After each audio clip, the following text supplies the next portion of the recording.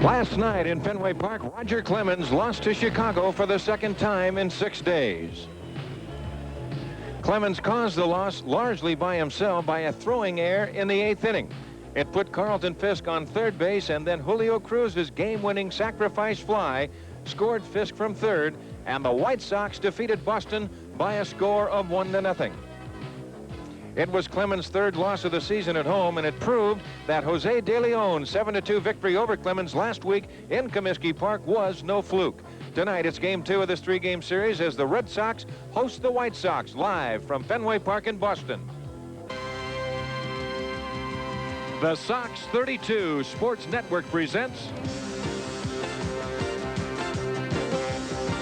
Chicago White Sox baseball. Let's go, Ellery.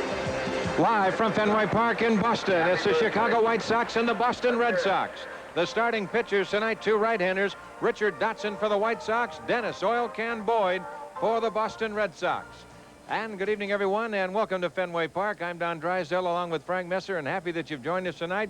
Game number 2 of this 3-game series. The White Sox winning a thriller last night by a score of 1-0. And tonight, they will send Richard Dotson to the mound as he tries to get unraveled and break that 5-game losing streak. And it'll be interesting, Frank Musser, as we watch the outcome of Dennis Oil Can Boyd, who has not started since the early part of July. That's right. July 8th was his last start. He did pick up a win there. He was suspended by the Red Sox for throwing a temper tantrum in the clubhouse. I'll tell you one thing about Boyd. You don't understand what's up topside here. I don't think his teammates do either from talking to some of them. But one thing you have to realize, the young man can pitch. He's got a good right arm. Well, there's no question about that. And, of course, right now the White Sox in a little bit of the woes themselves. Neil Allen was supposed to come out today and pitch in a simulated game. He's still a little ouchy. And, of course, Bob James a little ouchy. So there's certainly concern with those 2 right-handers. Well, similar injuries, I understand, to the pitching arms of both James and Neil Allen. Well, we'll give you the starting lineups right after this commercial timeout. This Chicago White Sox game is brought to you in part by Budweiser. Beechwood Age for that distinctively clean, crisp taste that makes Budweiser the king of beers. For all you do, this Bud's for you.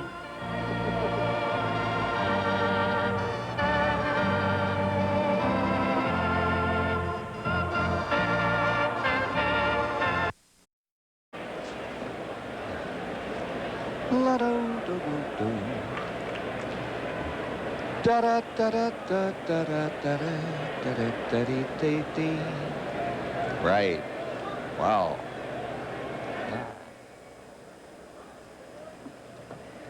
Attention, please. Chicago coaches. First base. 35. Ed Brinkman. Third base. 28. Doug Rader. Thank you. Well, it's a beautiful evening here at Fenway Park in Boston. And let's check out the starting lineup for the Chicago White Sox. Leading off and playing left field, John Cangelosi, Darrell Boston in center, Harold Baines in right, and Jerry Hairston, the DH tonight. Tim Hewlett will be at second base, Russ Morman at first base, Carlton Fisk catching, Ozzie Guillen at shortstop, Julio Cruz at second. Move Hewlett over to third, will you please? And that is the Sox lineup. It'll be Richard Dotson on the mound for Chicago with a record of 7-12. He'll pitch to a Bo Sox batting order of Marty Barrett leading off and playing second base, Wade Boggs at third, Bill Buckner at first base, Jim Rice in left field batting cleanup. Don Baylor is the designated hitter. Dwight Evans plays right field. Rich Gedman will catch. Tony Armas moved down to the number 8 spot in the batting order tonight. He's in center field. And Ray Quinones will be at shortstop tonight, as he was last night for the Boston Red Sox. And there's the young man who has been the center of controversy here in the Boston area for the past month, Dennis Oil Can Boyd. In 18 starts this year, he has a record of 11 wins and 6 losses. Now, you cannot dispute that. He has an earned run average of 3.71. You cannot dispute that. 18 starts, 5 complete games, 128 2/3 innings. He has walked 30, struck out 70, and allowed roughly a base hit an inning, 127 base hits. The only thing that you wonder about Boyd is the psychological reaction or whatever it is. I just don't understand what goes on in the young man's mind. Tonight's umpires, Nick Bremigan at home plate, Rocky Rowe at first base, John Hirschbeck at second base, and Larry Barnett will call the plays at third base. So we're ready to go here with game 2 of this 3-game series. Quite a pitcher's duel last night, all the way with Jose De Leon for the Sox and Roger Clemens for Boston. Tonight, Dennis Boyd, they call him Oil Can. He's ready to pitch to John Cangelosi and ready to bring you all the action, ladies and gentlemen. Here is Don Drysdale. Thank you very much, Frank, and once again, good evening, everyone. John Cangelosi to lead it off against Boyd. A record of 11-6, as Frank mentioned, and the right-hander's first pitch is a little high, and we're underway. It will be interesting to watch the consistency of the control of Boyd tonight, as he has not started that is since the early part of July, and that is just outside the count 2-0. Cangelosi hitting .259 with a pair of home runs, 23 RBIs. The weather tonight, it is a beautiful evening here in New England. 76 degrees, 49% humidity. Slight breeze out of the east at 10 as Cangelosi takes a strike. As Boyd moved onto the field to move out to the bullpen to take his warm-ups. Kind of a difference in fan reaction, although you would have to say that the cheers, they overshadow the boos. That's fouled away, and the count is 2-2. What breeze there is, Don, you mentioned it, blowing out of the east about 10 miles an hour, and it is blowing toward left field. Should be, was supposed to be, I understood, a standing room only crowd tonight. They will not have standing room only because I see some seats, but a very, very good crowd, and I would expect over 30,000 for the ball game, Don. Well, they had a good crowd last night, again tonight, and probably again tomorrow night. That's hit back up the middle, Barrett over, backhands, he can't make the play. Base hit center field. So Cangelosi is aboard, and it'll bring on Darrell Boston. Well, Cangelosi now has a 6-game hitting streak. He had one of the 4 hits last night for the Chicago White Sox, and we'll take another look at it. A breaking ball hangs, and Cangelosi drives it right back up the middle, almost played by Barrett. Even though he had fielded the ball, he would not have been able to throw Cangelosi out at first base. So John is on with a leadoff single. And that will bring on Darrell Boston, hitting .357. Darrell, he's hit in all 4 games since he has been recalled and been in the lineup with Harold Baines on deck. Cangelosi, pretty good lead at first. You got to watch Boyd. He's got a pretty good move. He's quick feet.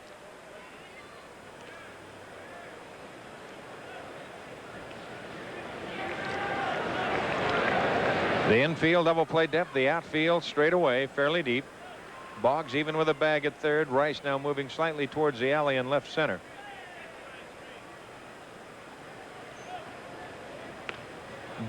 And it will roll foul. Good thing it did roll foul, because if that had been fair, Boston's got a base hit. Well, a reminder that here's an update on the Dodge dealers score big with a White Sox sweepstakes. And so far in August, the White Sox have scored 20 runs. Now mark that down, 20 runs. And if you correctly guess the total number of runs the White Sox score in the month of August, well, you can win yourself a 1986 Dodge Daytona. That wouldn't be too tough to take, would it? Not at all. How about going to Daytona in a Daytona? That wouldn't be too bad to do. Nothing wrong with that. Saw that last bunt attempt by Boston. If he gets that ball on the grass, it stays fair, and he's got a base hit. But over on the dirt, it just trickled foul.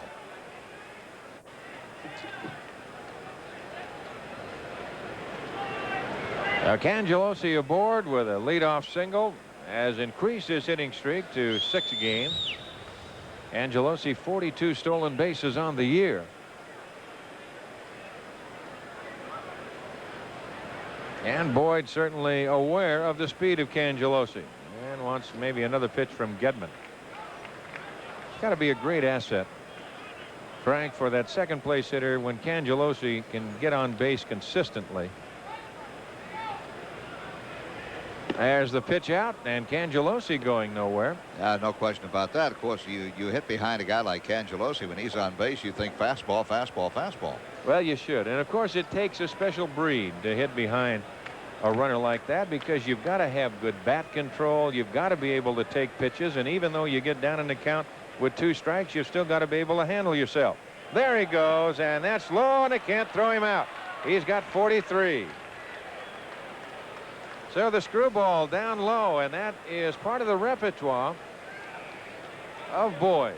Well, we'll take another look at it. Cangelosi stealing right after the pitch out, figuring they won't pitch out twice in a row, and he picked a good time to go. The screwball down in the dirt. Gedman cannot handle it. And Cangelosi steals unmolested, no throw. Boy, you can see that dirt mark up around just above the socks across his chest. The infield, after they watered it down and after they did the dragging and then watered it down. There's a drive hit deep center field, and that will send Cangelosi to third as Armas makes the catch. Cangelosi moving to third, and he makes it without a play. So there's one out, and that will bring on Harold Baines. And of course, Baines hitting at .299 with 15 home runs and 64 RBIs. That leads the Sox in that RBI award with Jerry Hairston on deck. But I was talking about Cangelosi. After they watered down the infield just to settle the dust after dragging, Cangelosi, when he went into second base, he almost knocked his chest down around his belly button. He just hit and stuck. Yep. It's still a little wet out there. And John, I'm sure, said, oh, wait a minute. A lot of places, they'll take those head-first slides and kind of skid a little bit. He did not. Baines takes a strike and a count 0-1, so the Red Sox will give up the run for the out. Well, now, the Red Sox as a team have stolen a total of 24 bases all year. That is as a team. And 24 out of 50 attempts. You don't think they'd water that field down intentionally now, do you? And make it a little bit wetter? Of course they would. The guy leading the Red Sox is second baseman Marty Barrett. And Marty doesn't have the greatest speed of all. Barrett with 9 stolen bases, and it drops way down to 3 after that. Well, a good groundskeeper, and it's no secret. A good groundskeeper can perhaps mean a few games to his team. I believe the late Bill Beck used to say a good groundskeeper meant 8, 9, 10 ball games a year to a ball club by tailoring the field to his own team and tailoring it against the team visiting. In other words, if you got a fast team coming in, your team doesn't steal bases, put some extra water out there, slow it down. Baines fouls it away, and now he's in the hole. 0-2 the count. Well, what Harold's trying to do right here is just put the ball in play anywhere back to the pitcher, and the Sox have a run with Cangelosi standing at third. Yeah, Boston is conceding the run with the infield way back. He went around, could not hold up on the screwball, and he strikes him out. And a good scramble right there by the catcher Gedman, as the pitch was again down in the dirt. Here it is again. We can take a look at it on the replay. You'll see the pitch on the ground, short hopped really by Gedman. He has to pick it up and tag Baines out. Just a real bad pitch, as Baines was completely fooled that time by Boyd. Well, Boyd taking a little stroll down the backside as he says something to Marty Barrett, and now he'll come back up and face Jerry Hairston. Hairston hitting .296, 3 home runs, 20 RBIs. Jerry's hit safely in 12 of 16 games. On deck, Timmy Hewlett. Hairston has been the Sox DH in the last 4 games, going 4 for 14. Missing outside to count 1-0.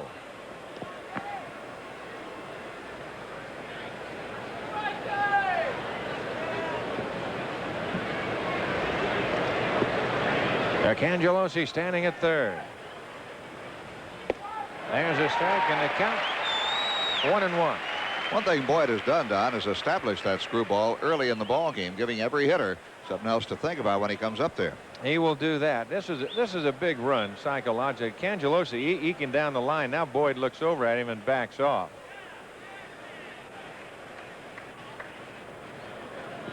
Now he will work out of the stretch.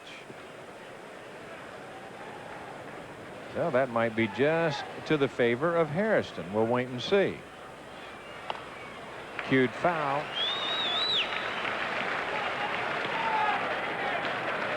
The count moves to 1-2. Cleveland leading Detroit in the first of a doubleheader in the 5th inning, 5-2. So the fans here, they get a little hand clapping going as they look for the strikeout to Hairston.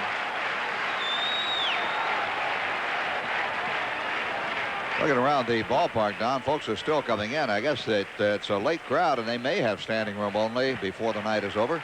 They're filling up in a hurry, aren't they? Really are. High. And the count goes to 2-2. I'll tell you one thing, we're going to have a long ball game if Boyd stays out there, because he's going to take a lot of time between every pitch.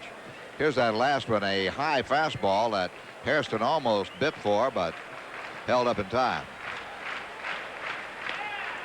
Ground ball right side. Buckner there gives it to Boyd in time, and he indeed does get out of it. So the Sox are gone. No runs on a hit, no errors. They leave Cangelosi at third. And after the first half inning of play, it's the White Sox nothing and the Red Sox coming up.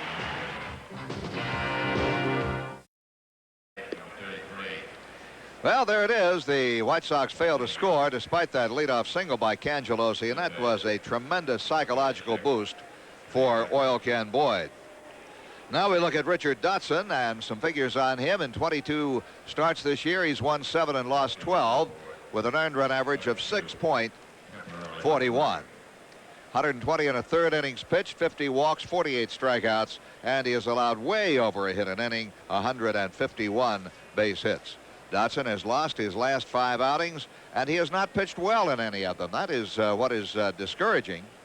Last time out, for example, he went just 1 2/3 innings, gave up 4 earned runs on 4 hits, fell behind on the very first pitch of the ball game when Lou Whitaker of Detroit hit a hanging curveball over the right field wall at Comiskey for a home run. And Dotson, since pitching his only complete game of the season on the 4th of July against the New York Yankees at Comiskey, has lost his 5 straight starts since then and has lasted no more than 4 2/3 innings in any of the 5 straight losses. Against Boston, no decision in his only start against the Bo Sox this year. He worked 7 innings in that ball game, and that was here at Fenway Park on April 19th. Juan Agosto lost the game 3-2 in relief.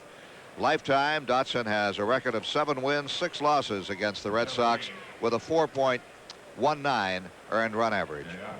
Well, Don Drysdale, the last time Dotson started, I said I thought that physically he'd overcome his problems. Now you have to start wondering whether he has or not. I've got to think this is a tremendously big start for Dotson if he wants to stay in the rotation. He's certainly got to show more than he has his last 5 times out. Well, he'll be definitely trying to do that, Frank. And the big thing, Dot, in the in-between starts has been working on one thing, and that has been driving at the hitter more consistently on every pitch. That fastball a little high, the count 1-0.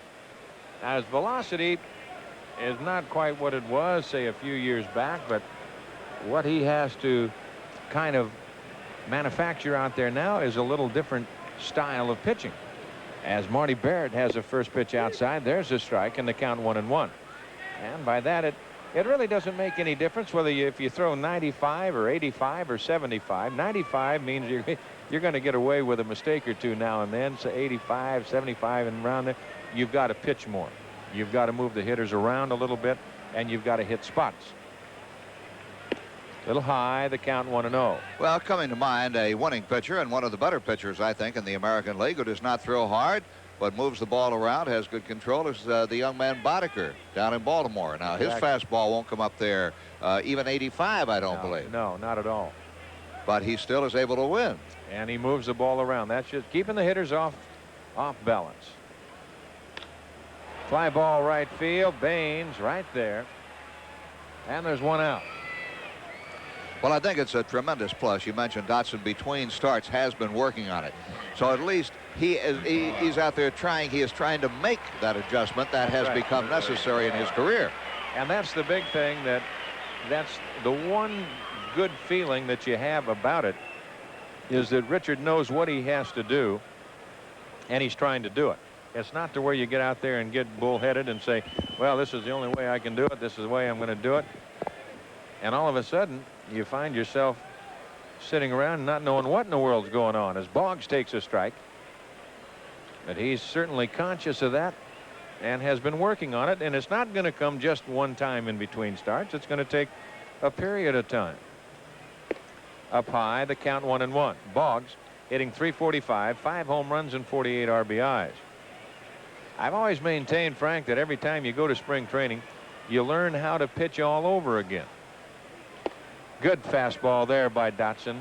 You could see there that he had definitely the drive coming at the hitter. And the count 1-2. So he missed with the off-speed pitch and comes back with a good fastball. Billy Buckner on deck. Curveball hit to Guillen, and he boots the ball. Had plenty of time, and he tried to make the one-handed catch, and he could not find the handle. All right, let's take another look at it on the replay.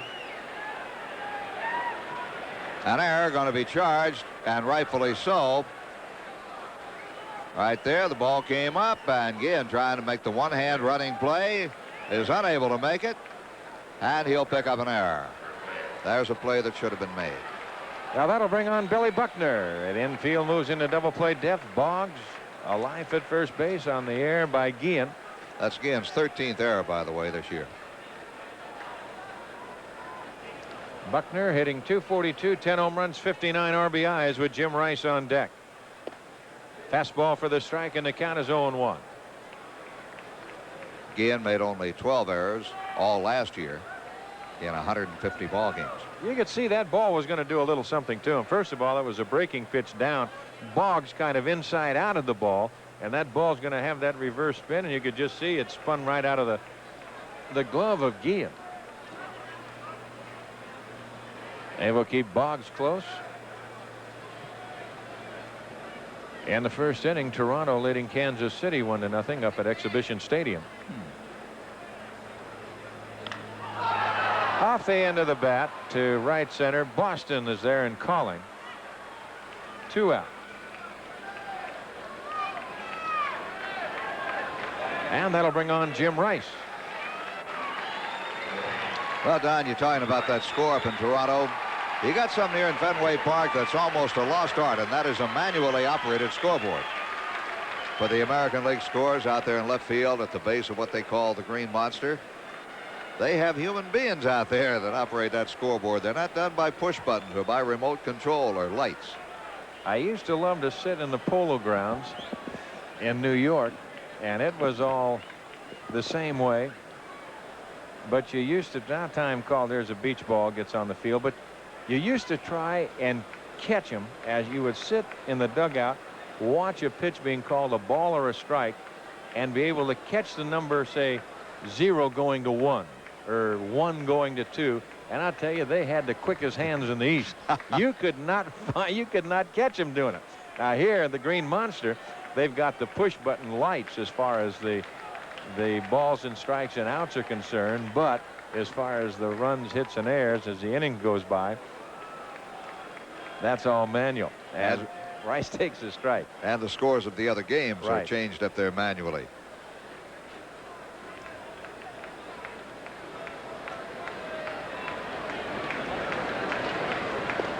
A little bit low, the count, a ball and a strike to Rice.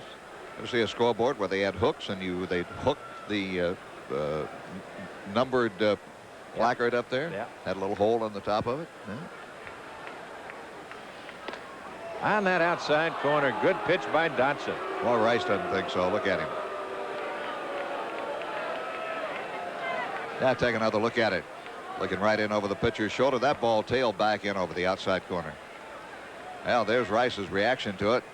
He thought that pitch was away and looked on the replays and it tailed right back in the strike zone. Well, there's the case. If you're Richard Dotson and say, I can get that pitch, I'm going to stay right out there with him.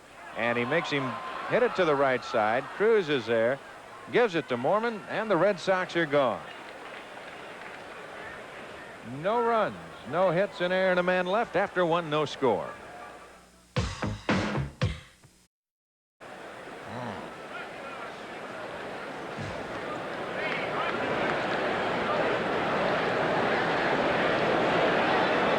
It's such a nice night in Detroit. They're going to play 2. Kansas City at Toronto, Milwaukee in New York for single games. Elsewhere in the American League, Texas at Baltimore, California at Minnesota, and Oakland in Seattle. In the National League, the Cubs beat the Mets this afternoon 8-5. Pirates are hosting the Expos. Philadelphia's at St. Louis. And we'll update those scores as we go along. Don? And Timmy Hewlett takes a strike leading off the top of the second inning. It'll be Hewlett, Mormon, and Fisk in that order to face Oil Can Boyd.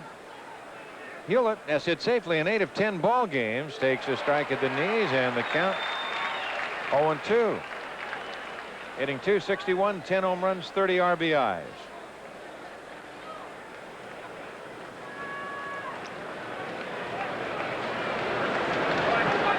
Time call. Another beach ball gets loose, and I don't know why fans bring the beach balls out to the ballpark. They seem to do it here at Fenway probably more than any other park in the league. And there's the rest of the National League slate. Houston at Los Angeles, Atlanta at San Diego, and Cincinnati at San Francisco. How about those Dodgers? What is it now, 8 in a row? 8 in a row. Wow. There's a bouncer out in front of the plate. Well, it looks as though Boyd right now has been going with the fastball and the screwball, basically.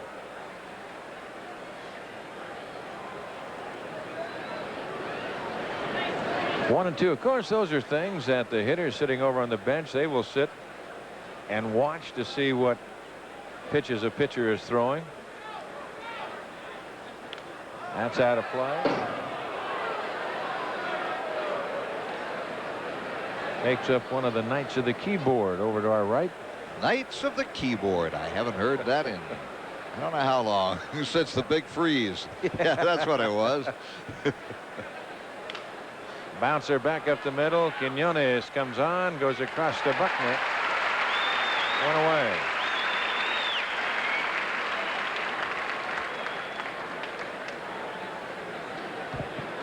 And that'll bring on Russ Mormon, the first baseman.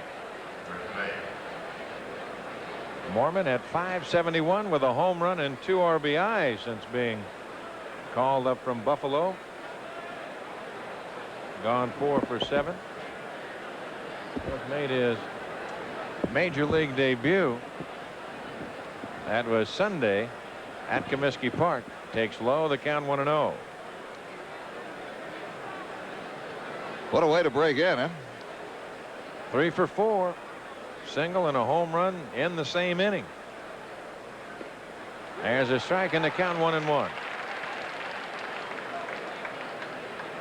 And of course that, you recall, tied a major league record set in 1950 by Billy Martin. Billy Martin. Bouncer third base side. The count moves on to 1-2. I still think when Billy tells that story, he's got some reason why he should have had 3 hits in that inning. Well, I've known Billy a long, long time. And if you look at Johnny McNamara, and the longer you know Billy, the longer the stories get. Yes, yes. There's a bouncer to Boggs at third on the big hop. The long throw. They just do get him. Buckner, an old pro, at coming off of that bag. Well, let's take another look at it. Boggs will play the ball back, and Mormon showed pretty good leg getting out of first base. Now watch Boggs back off to play a second bounce. He got a nice hop and just barely did get Mormon over there at first base. Well, the kid does not run that badly, Don. Not at all. Here's Carlton Fisk.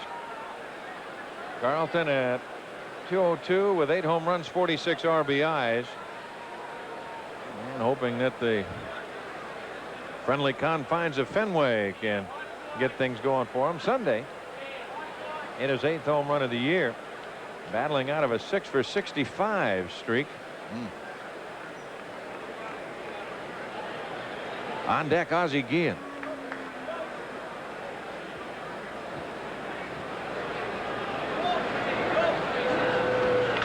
Hit hard. Boggs has it go off his chest, stays with it, throws to get it. Well, the White Sox are gone 1-2-3 in the second inning, and after 1.5, no score.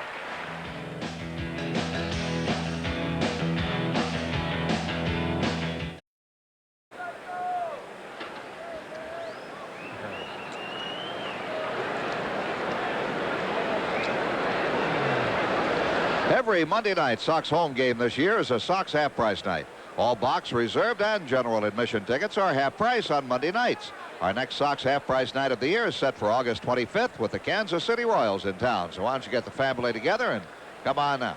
Even Jack Nicholson could come in for half price on Monday night at Comiskey. Well, I'm a son of a gun. There he is, Jack Nicholson.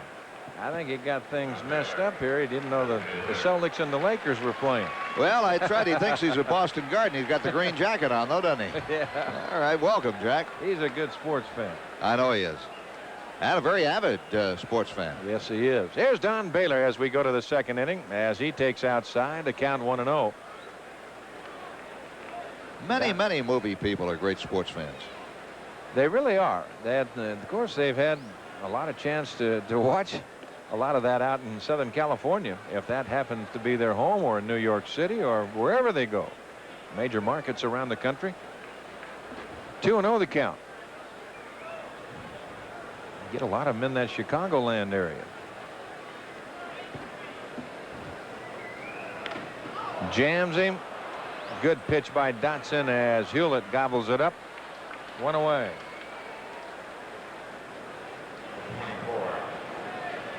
And that'll bring on Dwight Evans.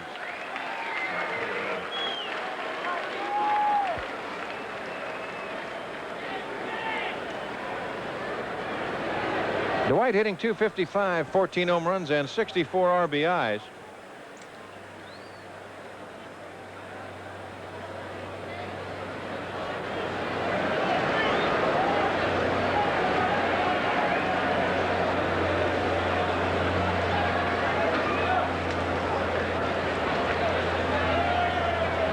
On deck, Rich Gedman. Curveball in and over. And the count is 0-1.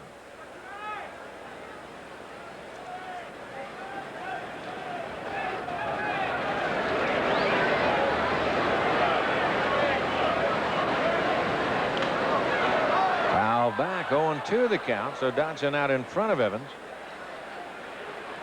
Evans is a hot hitter right now. He's had 5 hits in his last 8 at-bats.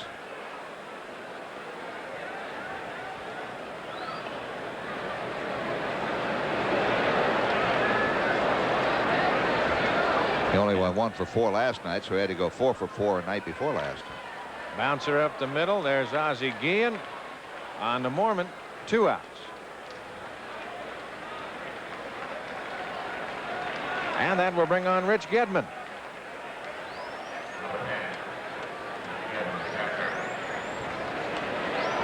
Here's a guy in his career, Don. Excuse me. He has sort of owned Dotson. You know, there's some hitters really own a pitcher. Yep. Gedman's got Dotson in his pocket. Well, he's gone 10 for 24 with 2 home runs and 5 RBIs in his career. But I'll guarantee you don't have to remind Rich Dotson of that. No, I bet you don't. One thing, pitchers will remember those things. Now Dot ready to go to work. Messing inside with a breaking pitch, and the count 1-0. It's funny how those things happen. Some pitchers own hitters. There's some hitters can't get a hit off a pitcher if he underhanded the ball up there. And there's some hitters that a pitcher just can't get out. It's a funny game. That is hit deep right center. But there it's playable as Darrell Boston makes the catch, and the side is retired. 3 up, 3 down, and after 2, no score.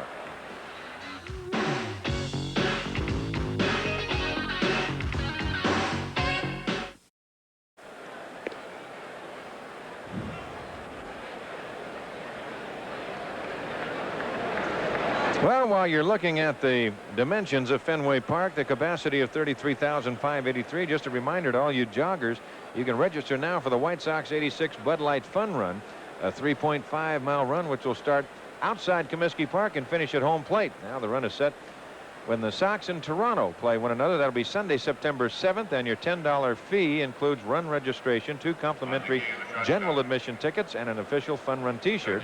For more information, call 924-1000. With Frank Musser, I'm Don Drysdale. No score through 2 to the 3rd. Here's Frank. Okay, Don, thank you very much. And it's Ozzie Guillen to lead things off. And he takes a strike. Guillen has had but 1 hit in his last 12 at-bats. His batting average now at .246, 2 home runs, and 35 RBIs. Out of play on the left side. And 2 strikes the count to Ozzie Guillen. We have no score here. The White Sox have the only base hit in the ball game.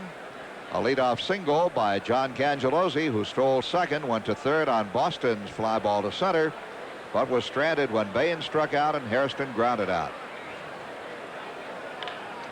He reaches, does Guillen, and bounces it to Barrett. Strong throw over to Buckner. And the last 5 outs have been on ground balls.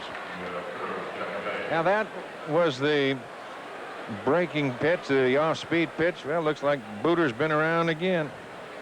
Ron Hasse, the latest recipient. Welcome to the White Sox, Ron. Yeah. Welcome to Booter Hill's corner. Julio Cruz will stand in. Cruz went 0 for 2 last night. And takes a ball. He's hitting .238, no homers, 17 RBIs. Although he went 0 for 2, he drove in the only run in the ball game with a sacrifice fly as the Sox won it 1-0. Ball and a strike, the count.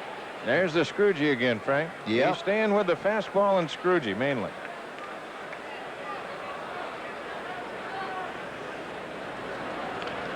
And the bunt. But Boyd bounces off the mound and throws him out. 2 down. Well, he almost took his time enough on that to throw it into the runner. A good play by Billy Buckner to make the play on that. Cruz gave that away. Just he's a little quick on it. Boyd coming off. Now he'll take his time and then throws it into the runner and put a little something on it besides. So there are 2 down, and Cangelosi, who has the game's only base hit, he bounced one back up the middle in the first inning. But the Sox could not score him. He takes a ball. I think that was as big an uplift as Boyd could possibly have. Have a runner at third with only 1 out in the first inning and be able to get out of it. He falls behind 2-0 to Cangelosi. You know, it used to be you come in here to Fenway Park, you figure between the 2 ball clubs they're going to be 12, 14, 18 runs scored, but not anymore. This ballpark is not giving up runs like it used to. That is ball 3. Now, people say, well, ballpark's got nothing to do with it, and the people who say that are right. Teams coming in here just don't score like they used to. Red Sox don't score like they used to. 3-1.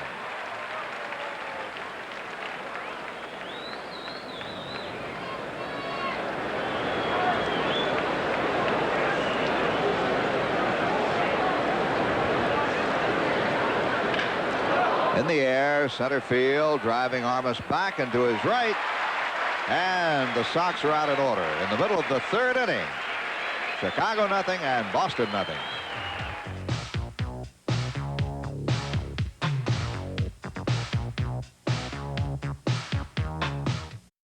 To our affiliates, WIZZ TV in Bloomington, WRSP TV in Springfield, WQRF TV in Rockford, WXIN TV in Indianapolis, WAYK TV in Palm Bay, Florida, KLJB TV in Davenport, Iowa, and our flagship station, WFLD TV, Fox Incorporated, in Chicago.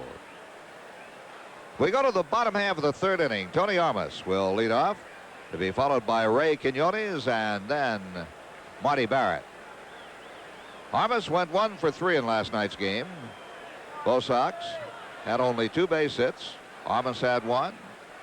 I'll take that back. They had 3 base hits. Armas had 1. Evans had 1. Boggs had 1. And a ball to Armas. Armas batting .265. 5 home runs, 20 RBIs.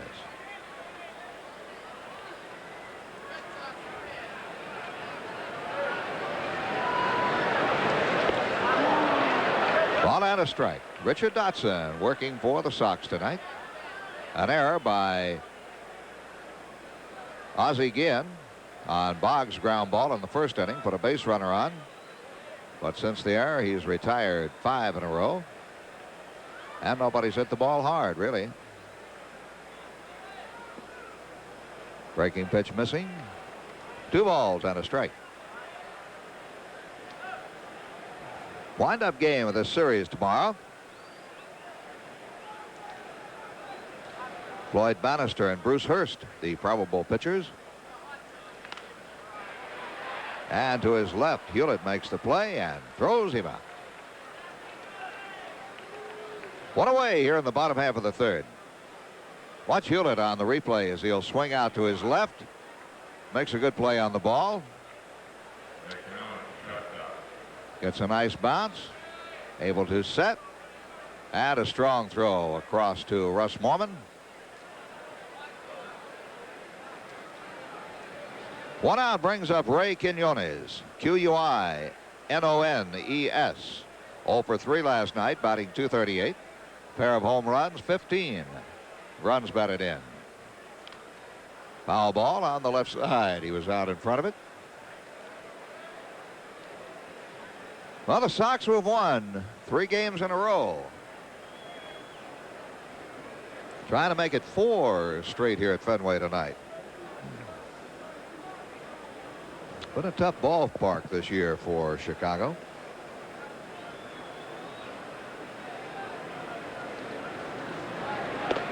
That's a strike. And the count is 0-2 on Quinones.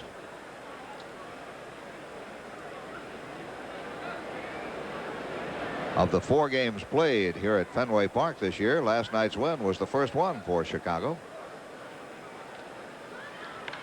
In the air, right field, Baines has it measured, hardly had to move for it. 2 down.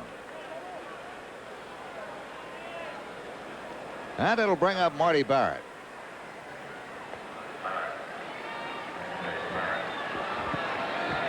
Barrett flied out to Baines, his first time up. Baines is handled 2, and center fielder Boston is handled 2. Each infielder has handled a ground ball, and there's been a pop-up to Hewlett at 3rd. Dotson has worked well through the first 2 2/3 innings. Ball 1 now to Barrett. He certainly has, Frank, and I'll tell you, that's got to be awfully encouraging to Jimmy Fregosi and Dick Bosman down in that dugout. And also to Richard Dotson. Yeah, I was going to say to Dotson himself, it's got to be. That's right. He's, I'm sure, had some doubts popping up. That's a strike, and the count is 1-1. I think it's been a season of peaks and valleys for Dotson. Of course, when spring training started, he had to wonder if he could come back at all after the surgery. Oh boy, I'll tell you. And then he pitched pretty well. He had good days and bad days early in the year. Then he hit a foul out of play. He had a spell there where he pitched well, and I think it was climaxed with his 4th of July complete game win over the Yankees. And then all of a sudden, there's the downhill, the downgrade. Well, you know, Frank, when you stop and think about it, there's been a lot of talk about the surgery, and you have to face reality. The good Lord did not put zippers on us, and anytime you have to have surgery, why, it is something unusual, and it's going to take Dot a while just to get that mental block out of his head too. That one's playable, and Fisk gets back there and grabs it. 3 up, 3 down. We've completed 3 here at Fenway Park with no score.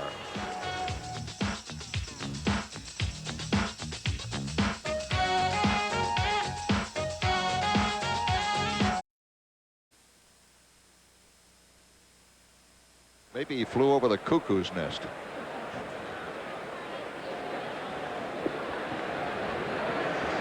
Well, there's some American League scores. 5-3 Cleveland over Detroit in the 7th. 1-0 Toronto over Kansas City in the 2nd. And 1-0 Yankees over Milwaukee. It's a 1-1 tie. Texas, Baltimore, California, Minnesota, Oakland, Seattle later. National League this afternoon. The Cubs over the Mets 8-5. No score. Montreal, Pittsburgh. Scoreless. Philly, St. Louis. Rest of the action on the West Coast. All right, Don, and here we go to the 4th inning, and it's Darrell Boston to lead off. And now Boyd comes with a breaking pitch. And a strike called on Boston. Darrell flied to center in the 1st inning. Fairly deep fly ball. Cangelosi was able to tag at 2nd and go to 3rd after the catch. But he was stranded at third when Baines struck out and Hairston grounded out to first. So Boyd got off the hook in the first inning, and that was a tremendous confidence builder, I'm sure. He's retired 9 in a row now. 2 balls and 1 strike. Sure, I don't have to say this in front of Don, but it doesn't matter how many simulated games you pitch or how much you pitch on the sidelines. It is not like getting out there and pitching competitively against another club. No, there's no question. There's just something about that adrenaline, Frank. As soon as you get out there and you're going against somebody with a different uniform on, why, there's more adrenaline flowing out there. And especially now with him coming back here tonight. You got a full house here tonight at Fenway Park. And he's trying to get back on the right track and get the Red Sox on the right track. That's out of play. Well, I'll tell you one thing. If the Red Sox are going to hang in there in the East, they're going to have this young man win ball games for him. His 11-6 record coming in certainly helped them to the overwhelming lead they had at one time, as much as 8 games.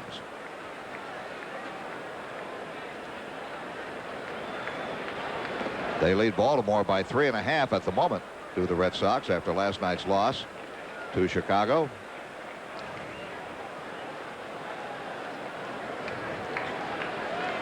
Boston has not been winning of late. Struck him out. That'll be the second strikeout for Boyd, as he claimed Baines in the first inning, and he's now retired 10 in a row. Now here you see the off-speed pitch and the little Scroogey. Harold Baines will step in. He struck out his first at bat. No score. We're in the 4th inning. 1 away and nobody on.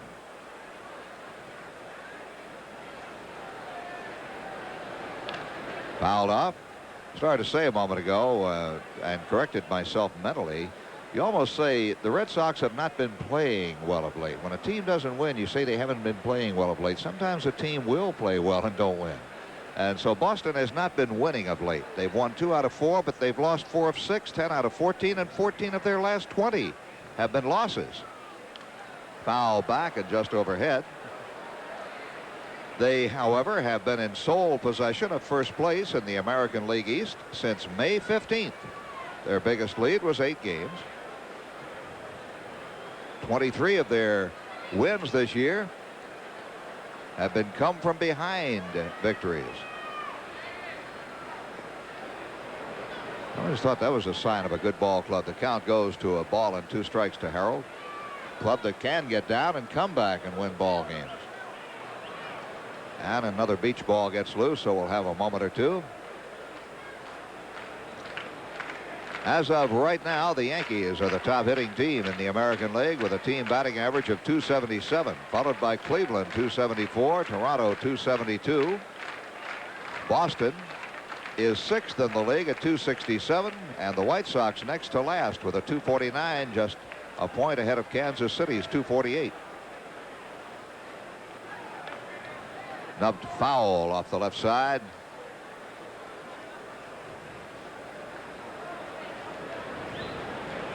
Boston has the second best pitching staff in the American League with an earned run average of 3.89 behind Milwaukee's 383. Kansas City also at a 389. Baltimore at 393. And the White Sox with a 429 are 9th. Out of play again. Minnesota's staff shows the worst earned run average of 4.91.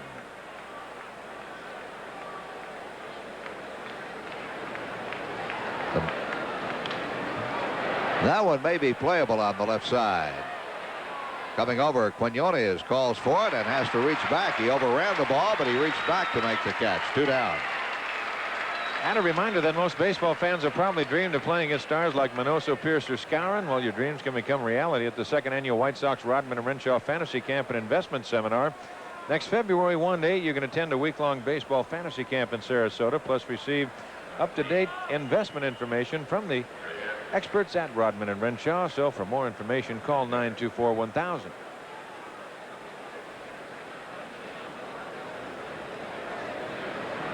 Two down, and Jerry Hairston, the batter, grounded out. First baseman to pitcher, his first trip. The Toronto Blue Jays lead the American League with 1,648 total bases.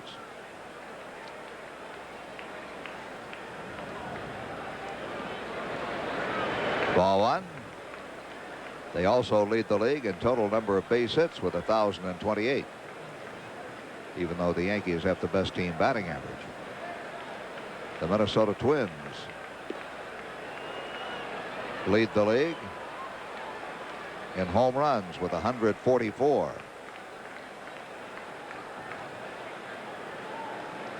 The Yankees 130 are second.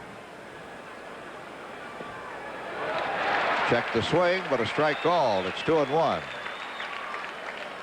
Now there was a Scroogey again. See, Jerry started trying to stop, but it cost him anyway.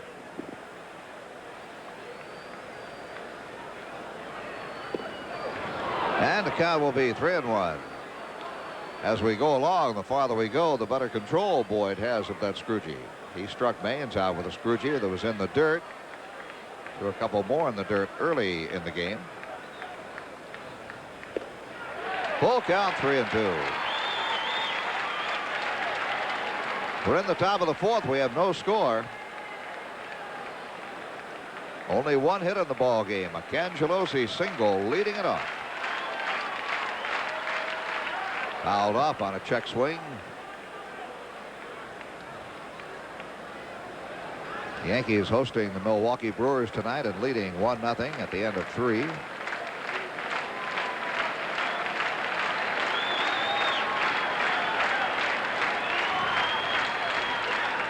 Looper down the left field line. It's going to drop, and a fair ball. Ball is in play. Kicks over to the stands. Jerry for two. He's safe at second base.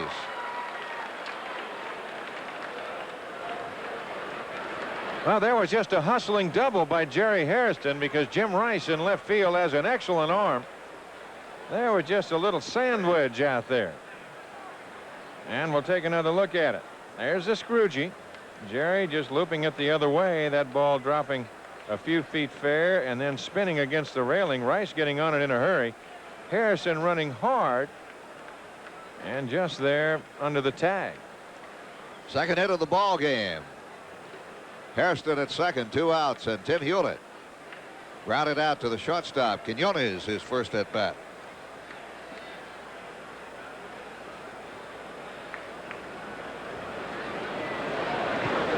Ball one.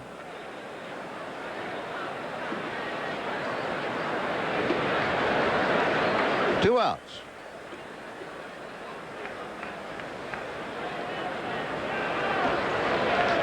Sox try to break through on Boyd. That will not do it. Fly ball right center field will be caught by Tony Almas. Now that retires the side. No runs, a base hit, and Hairston stranded at second. In the middle of the fourth, there is no score.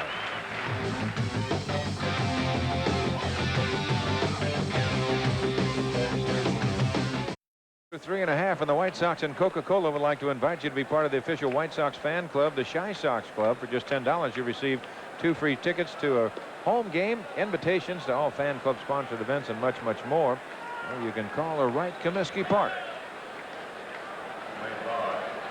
They go to the bottom half of the fourth inning. The Major League's leading hitter, Wade Boggs, will lead it off, followed by Billy Buckner and then Jim Rice. Boggs came in at .345, the best in either league.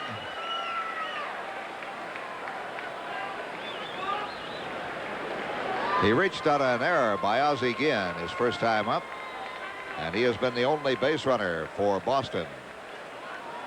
Dotson has retired the last 8 men in a row. Nobody has hit the ball hard. Strike one to Boggs.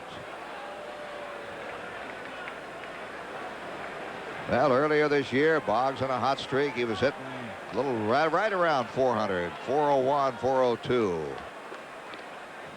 A lot of stories started circulating. Would Boggs be the next 400 hitter? This day and time, I don't think anybody's going to hit 400.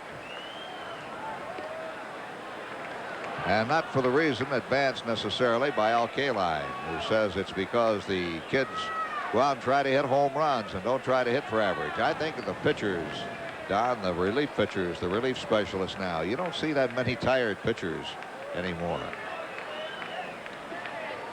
3-1. I'm not saying that Ted Williams hit 400 because he was facing tired pitchers. Don't get me wrong, but it's a different breed now. You're coming up developing relief pitchers from their first day in uniform.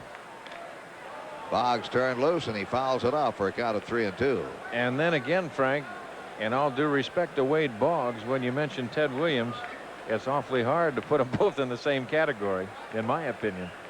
Oh no, no, I'm not doing that. Right, I know. No way. Just think if Williams would not have, if he would have defied that Williams shift every now and then. I mean, he would have just went the other way. Fouled away. I asked Ted Williams. I did an interview with him years ago when he was managing the Texas Rangers. And he said during the course of the interview, Don, I've saved the tape. I've got it at home. It's one of those I wouldn't part with for anything. He said there's never been a hitter that he had seen either in person, on film, or on videotape. Never been a hitter that couldn't have hit 15 points higher for his career. And I said, Ted, does that include Ted Williams? And he said, you're damn right it does. He said, if I hadn't been so stubborn and stupid at times, and he gets mad. He would get mad when he would talk about it. And he said, certainly I could have hit better. He said, I might have hit 20 or 30 points better for my career. Boggs keeps fouling him off. So you're right. Ted realizes that now, but he was. I didn't know him that well. I'd seen him play as a player, but he must have been a very stubborn man. Well, he has his own thoughts. Let's put it. I don't think I've ever been around, and I've been fortunate to be around a lot of great people in my life. I don't know if I've ever been around a more dynamic person than Ted Williams. Boggs fouls another one off. That'll be over the roof. You know, you can. Ted is just, I mean, you can sit up here in the booth and you can be 2 booths away and he gets going and he gets excited just like you were talking about. You'll hear him 2 or 3 booths away. Now the rave for the fan who got the foul ball. In the air, center field. And Darrell Boston's going to get this one. And Boggs, after fouling off so many, is retired on a fly ball to center. You had to wonder how. And his managerial career was not that good. Ted did not last that long as a manager. I've talked to some players who said, yes, they said Ted could help me. I've heard other guys say, no, there's no way he could help a player. He was so good, but he can't impart that knowledge. So I don't know. Billy Buckner flied out his first time up. Takes a ball. No score. We're in the bottom half of the 4th inning. Well, I can remember standing around talking with him down in the instructional league 5 years ago this coming winter.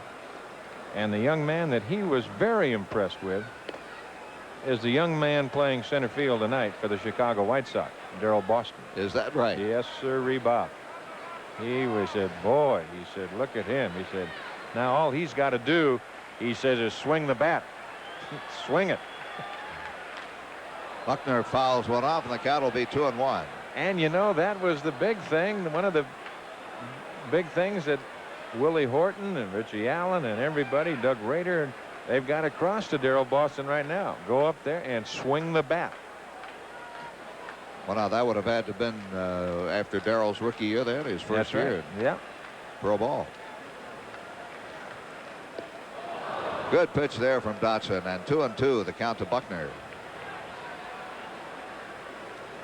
Well, when you look at Darrell Boston and you look at the tools that he has, you've got to like him. Ted Williams or no Ted Williams. But he saw it. He says, oh, he said, who's that? That's got a chance to be a base hit. Oh, what a play by Darrell. He got a great jump, and his speed carried him to it. He held on when he hit the ground. An excellent catch by Boston in center. Just talking about him, Don. There it is. Yes, sir. Ted Williams or no Ted Williams. You've got to like that. And take another peek. Boy, he got an excellent jump. That ball heading to the gap and slicing away from Darrell. There you can see the jump and those long loping strides. And There's just a great catch. Well, Super catch. Yes, it is.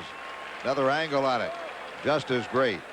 I was going to say they played it back on the Diamond Vision board or whatever they call it here at Fenway Park, and even the Boston fans oohing and eyeing. Jim Rice hits one in the air down the right side. Moving over Baines and makes the catch. 3 up, 3 down. And 11 in a row retired by Dotson at the end of 4. Chicago nothing, Boston nothing.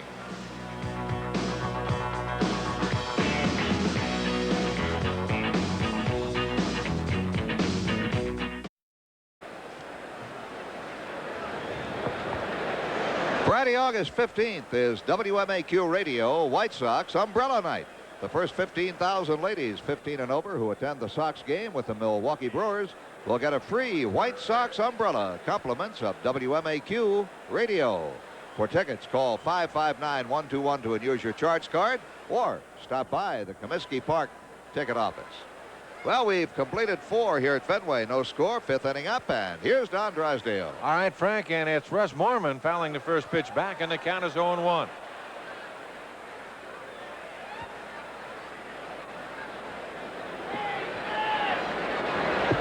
No balls and 1 strike. Morman bounced to third his first time at bat on a bang-bang play at first base. Ground ball the hole. Quinones has it go off his foot. And Morman's aboard. We'll see how they score. I think I'd have to give him a base hit. That's a tough play right there. We talked about Morman getting down the line pretty well to first base. And Quinones, if he comes up with the ball, his momentum's carrying him the wrong way. We'll see. There he goes over, and the ball does kick right off his foot as it went under his glove, and the official score sees it my way for a change. It's a base hit. What do you think, pitcher?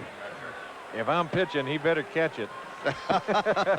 Don't give me that backhand set and throw. Get over in front of it. All right. But as long as it's Russ Morman, we'll give him a hit. Here's Carlton Fisk. Carlton hit the ball hard to Boggs his first time at bat. Takes the breaking pitch for the strike. There's one of the few breaking pitches that Boyd has thrown tonight. So we'll sit and watch him and see now if he changes a pattern just a touch. He's been coming with the fastball and the Scroogey, the off-speed pitch, and has been very successful as Ozzie Guillen stands on deck. There's another breaking pitch in the same spot. And the count is 0-2. Pudge say, how in the world can you start throwing that and hit those 2 spots? Big hole on that right side. Of course, you've got that green monster in left that Fisk has tattooed many times in his career. 0-2 the count. 1-1 tie in the second inning. Texas at Baltimore. Yankees still 1-0 over Milwaukee at Yankee Stadium in the 4th. Here's the 0-2 pitch to Fisk. There it is, high, deep left field. If it's fair, it's gone. It's a fair ball. Hit the foul pole. Carlton Fisk, his 9th home run of the year, and the Sox take a 2-0 lead. And with that Carlton Fisk home run, our good friends at Busch Beer will donate $250 to the Chi Sox kids to help in the fight against terminal illness in children. Our thanks to Busch Beer and our congratulations to Pudge for hitting his 9th home run of the year. That ball was trying to hook foul, and it did not. It just caught the foul pole. Pudge congratulated by his teammates as Ozzie Guillen stands in, and the White Sox on front 2-0. Well, he threw him 1 too many and hung it. Julio Cruz on deck. Out of play, the count 0-2.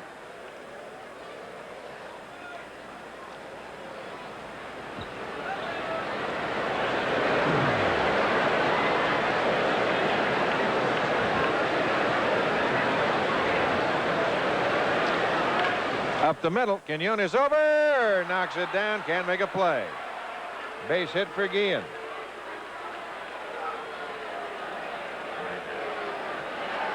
Well, that ball's fine at Quinones now, isn't it? We'll take another look. Low pitch. And again, it's a right back up the middle. Quinones moving over to his left. Gets the glove on it, but he cannot come up with it. If he fields that ball cleanly, he's got a possible chance at Guillen at first base.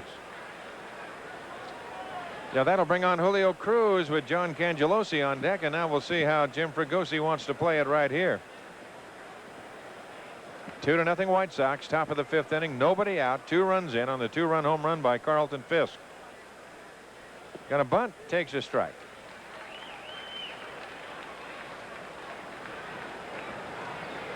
John Cangelosi on deck. Boggs charging down the line at third.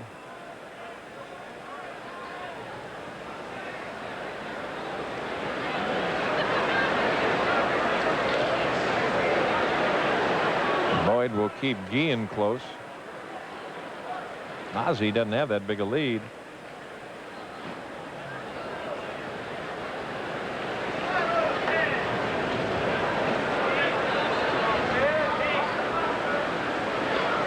Foul away, and the count 0-2.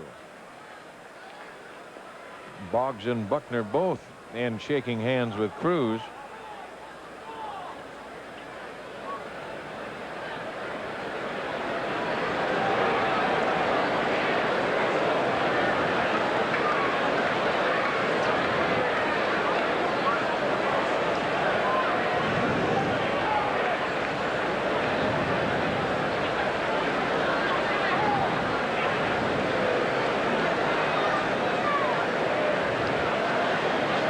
Boyd taking a little too much time, and you see the partial line on Boyd. Cruz backing out.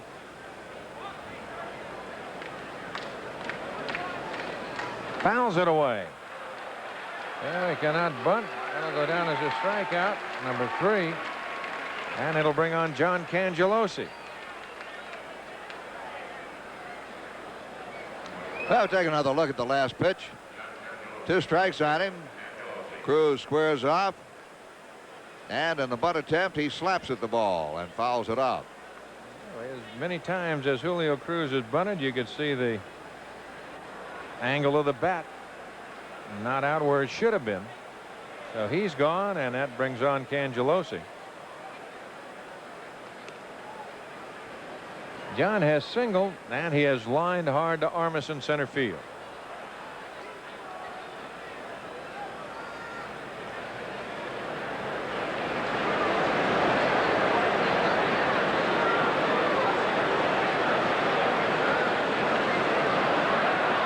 Time called again, and they will probably make an announcement here very shortly as another beach ball goes out on the field in center field. Yeah, I can look out there and see 6 of them in the air one time out there in the bleachers. There they are. Well, the only problem being is that doesn't help a pitcher's concentration that much. No, it doesn't. Now, they're not doing nothing to help their home team if that's what they're trying to do. That is outside, and the count 1-0. Well, the Sox are up. They don't care about it. You want to go out and do that? Hey, let us get some more points on the board. Sure.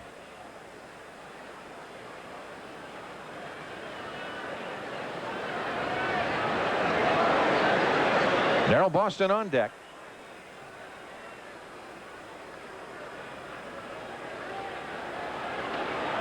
Now Cangelosi will call time as Boyd takes some more time.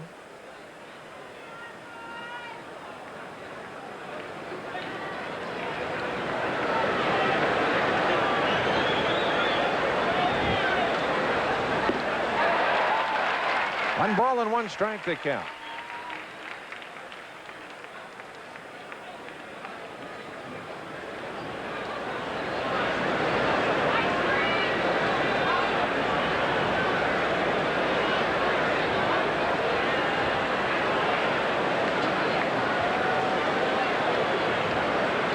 One out, 2 runs in here in the top of the 5th inning. Carlton Fisk, 2-run homer. That's inside, and the count goes to 2-1. For Pudge's 9th home run of the year, the 2 RBIs give him 48. White Sox on top 2-0.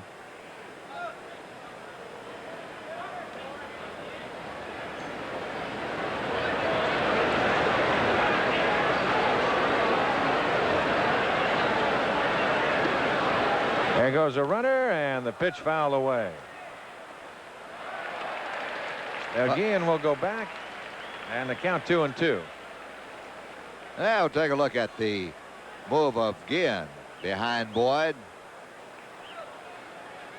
There's his jump. Boyd does not have that big leg kick. Guillen running down towards second base. The shortstop, Quinones, came over to cover the second base bag, and it looked as if Cangelosi tried to go through the left side as he fouled the pitch away.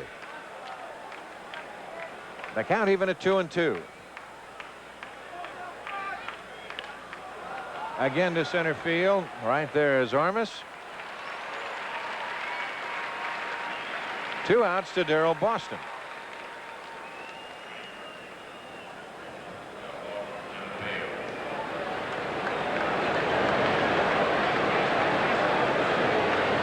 Boston tonight is flying to center and struck out. He's 0 for 2. Darrell coming into tonight's game with a 4-game hitting streak.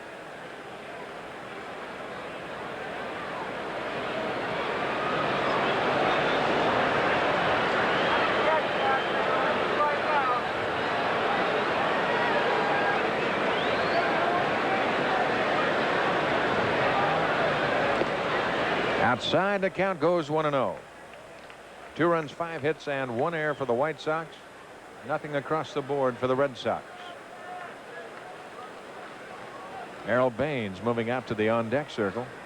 Second game of this 3-game series. One more tomorrow night. The Sox will return home to Chicago. They will take an off day at home on Thursday and move on up to Milwaukee, starting a 4-game series with the Brewers on Friday night. Guillen goes, and the pitch swung on a miss. Throw, not in time.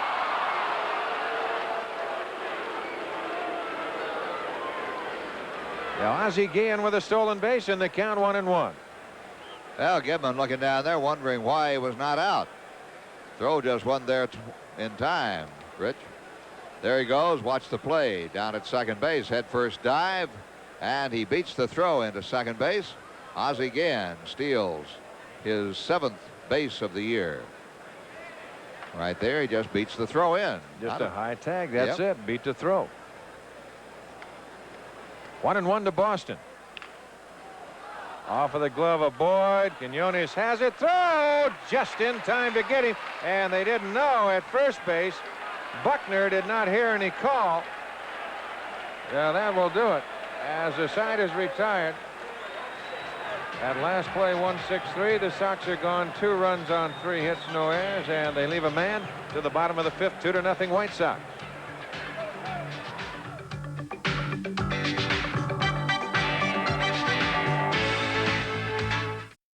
Telecast is presented by the authority of the Chicago White Sox for the entertainment and non-commercial use of our audience.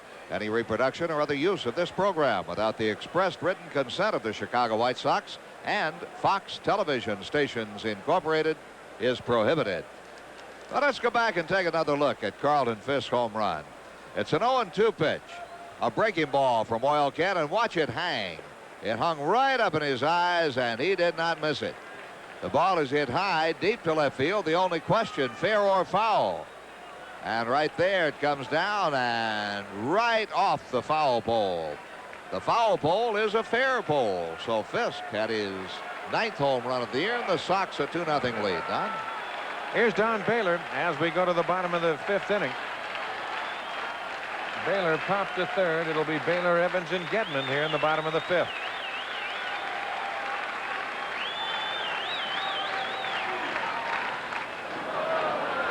Oh, 1 the count.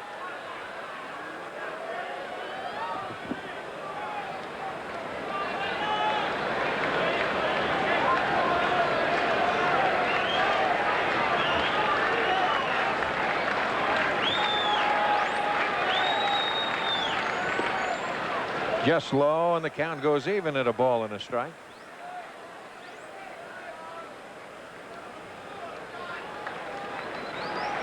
The Red Sox starting tonight with a 3.5 game lead over Baltimore. Outside in the count 2-0. Who tonight, after 3 innings, are jumping all over Texas 6-1. 8th inning, Detroit has come back to take a 6-5 lead over Cleveland. And through 5, it's 1-0. Yankees over the Brewers. Bouncer. Ozzie at short. Mormon, and they get him.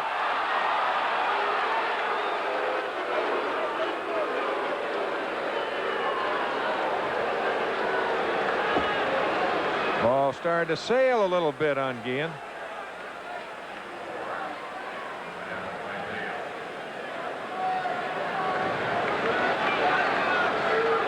See the high hop, then takes a little bit off, and when he takes a little bit off, that ball starts to take off. And Mormon, good thing he's the size that he is, makes the play. Now there's 1 out, and that will bring on Dwight Evans.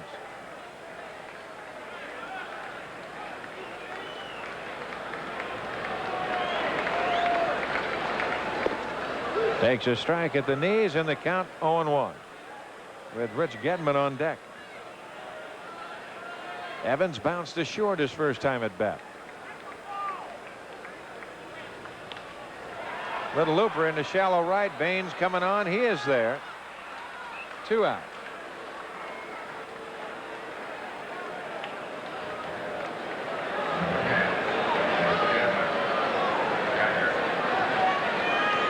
Here's Gedman, who flied to Darrell Boston. And the alley in right center field his first time at bat.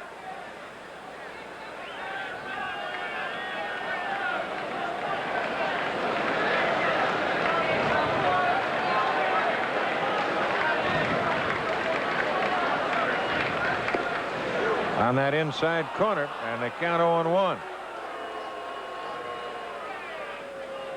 Gedman didn't care for that call, but he was jumping out of there real quick. You see that ball tailing back. Rocky Rose says, yes, sir. Or I should say Nick Bremigan.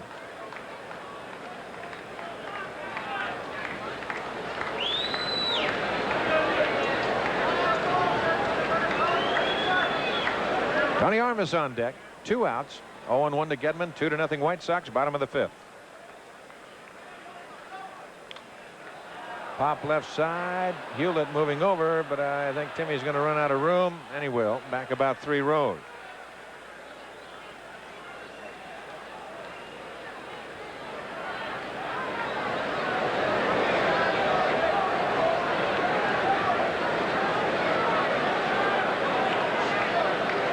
To the count.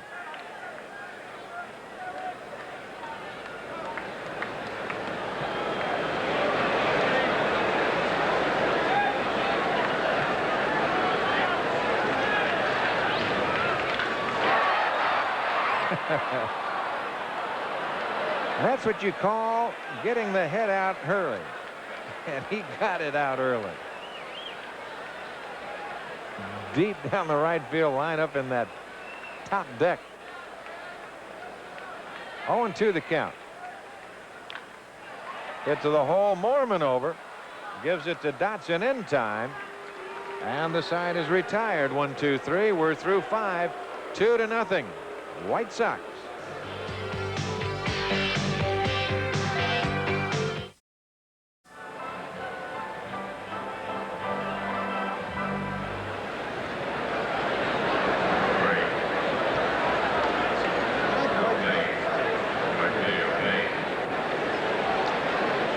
The next White Sox fireworks night of the year is Saturday, August 16th, when the Sox take on the Milwaukee Brewers, and it's sponsored by Busch Beer. Don? And Harold Baines will take low. The count 1-0. Kansas City has taken a 5-2 lead over Toronto in the 4th.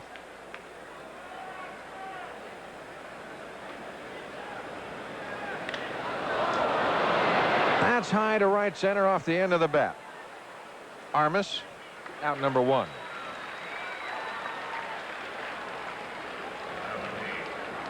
And that will bring on the designated hitter, Jerry Hairston.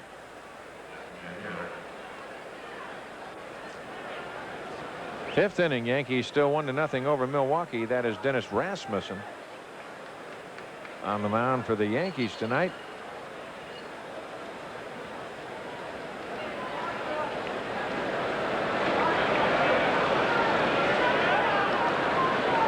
Rasmussen and Wigman for the Brewers. Well, the Brewers like to pitch that Higuera every night against New York, wouldn't they? I guess so. Boy, he's had some success. He's having quite a year. 14th win of the year last night. I think he's 4-1 against the Yankees. Harrison out in front of the Scroogey. The count 1-1. Not this year, but in his career, which is a very brief career so far in the major leagues. Higuera with his 14th win last night, tied with Boddicker for the well, that's 3 behind Roger Clemens. Down low, the count 2-1.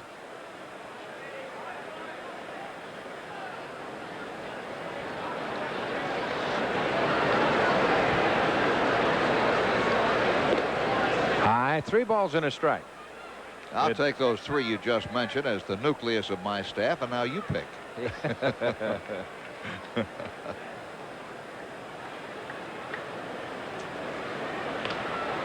That's pop left side, foul territory. Boggs over, and he runs out of room. Hit that railing just about the time that the ball got there. It was back about a row and a half.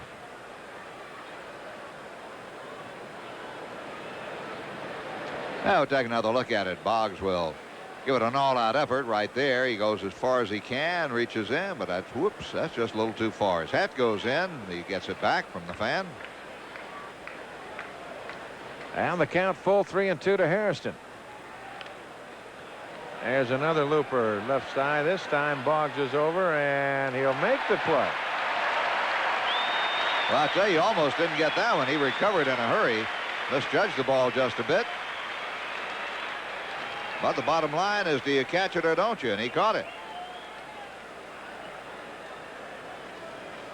Now we'll look at it again. Drifting over again toward the seats. He almost turned the wrong way and had to spin back around and pulled it in. Another angle on the same play. Reaching back, and he's got it right there. A lot of white showing, but he held on. 2 outs to Timmy Hewlett. And the count is 0-1. That's Mormon on deck.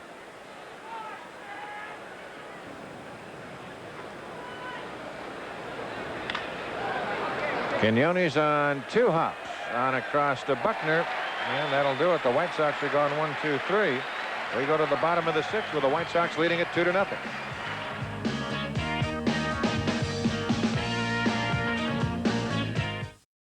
Now you can get half-price tickets to 6 selected White Sox home games courtesy of Arby's.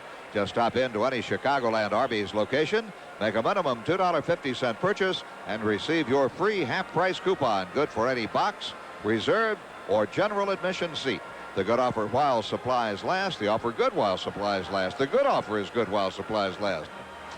And the White Sox will donate 50 cents from each coupon redeemed to Big Brothers, Big Sisters. A lot of zeros out there on the scoreboard, except for the top half of the 5th inning when the Sox plated a pair on the home run by Carlton Fisk. So we go to the bottom half of the 6th. Armas, Quinones, and Barrett, and Steve Lyons. He feels comfortable here at Fenway Park, having played here last year in the first half of the season. And Tony Armas will lead it off. He'll be followed by Quinones and Barrett.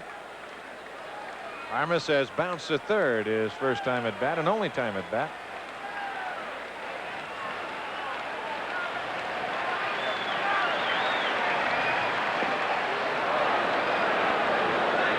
Oh, 0-1 the count.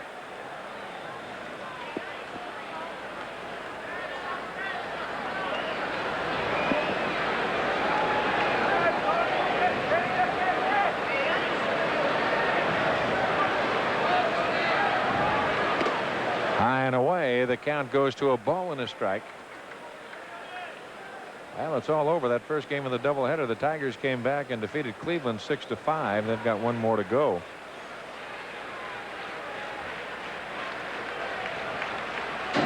Out of play, 1-2 the count.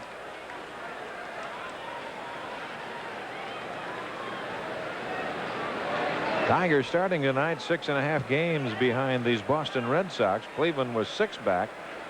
New York 4.5. Baltimore 3.5.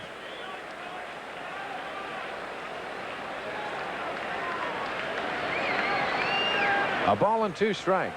In the West, the Angels still on top. A game and a half over Texas, 8.5 over the White Sox.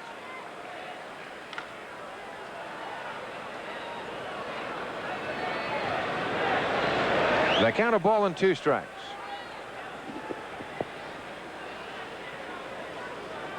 Seattle 9 back, Kansas City 9 back, and Minnesota and Oakland.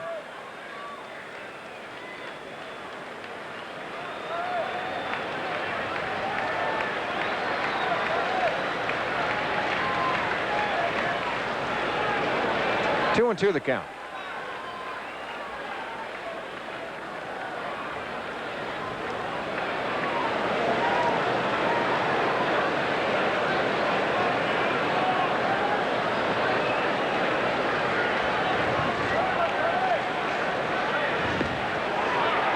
The count goes full at 3-2.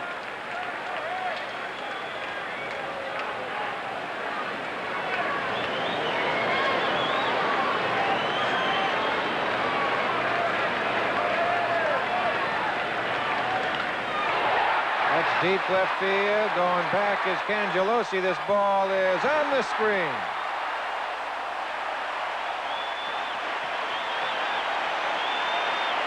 Home run, Tony Armas, 2-1 White Sox. Well, Dotson went 5 innings of no-hit ball. Armas leading off the 6th with the Red Sox first hit, and it goes all the way. Home run number 6 this year for Armas, and the Sox lead is cut in half. It's now 2-1 Chicago. And that'll bring on the shortstop, Ray Quinones, who lined to right.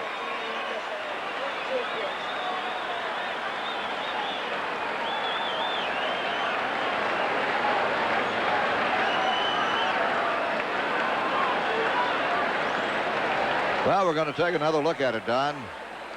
First hit of the ball game, and it didn't have much movement on that pitch as it came in, and Armas was able to handle it into the screen atop the left field wall.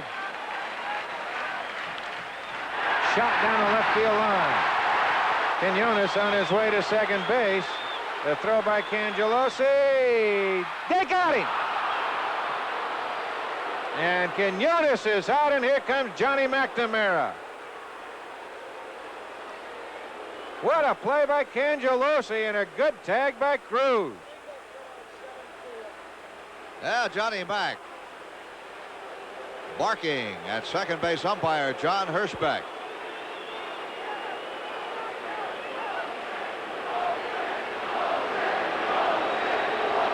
Trying to explain to Hirschbeck what McNamara feels is the error of his ways. But he will not change Hirschbeck's mind. And Quinones is out with a single. Give him a single, and he's out on Cangelosi's throw. And we'll take another look at it as McNamara will lose the argument. The ball scorched. That was the same pitch that Armas hit for the home run. Now let's watch Cangelosi play it off the wall right there.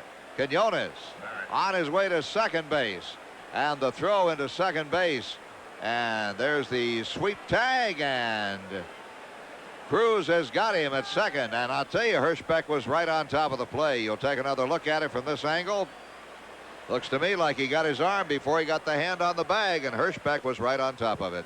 And Marty Barrett takes his strike. Look at it again. Now watch the sweep tag, the quick tag by Cruz, and watch the hand. There comes the glove across the hand, and the hand just now gets to the bag. Well, indeed, he was out. Again, there's that wet dirt down there. It didn't skid fast enough. 2 balls and no strikes to count.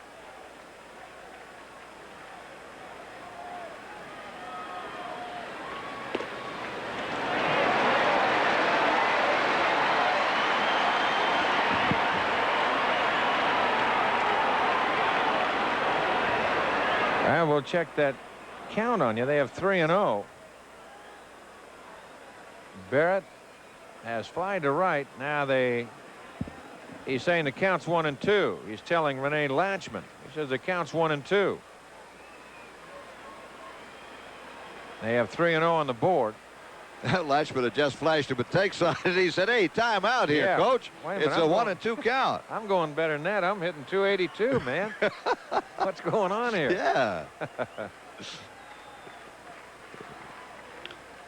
Off the end of the bat up the middle. Ozzie Guillen at short to Mormon. 2 outs. He should have took. And that'll bring on Wade Boggs. Well, I tell you, you know where Quinones lost it, Frank? He lost it. Cangelosi got on that ball so early. He lost it going around the bag at first base because he was looking at the ball as he made his turn. And we've talked about that quite a bit. A lot of times runners will make that mistake. They'll get looking at the ball instead of looking at that first base coach right there and putting the head down and making the turn and going.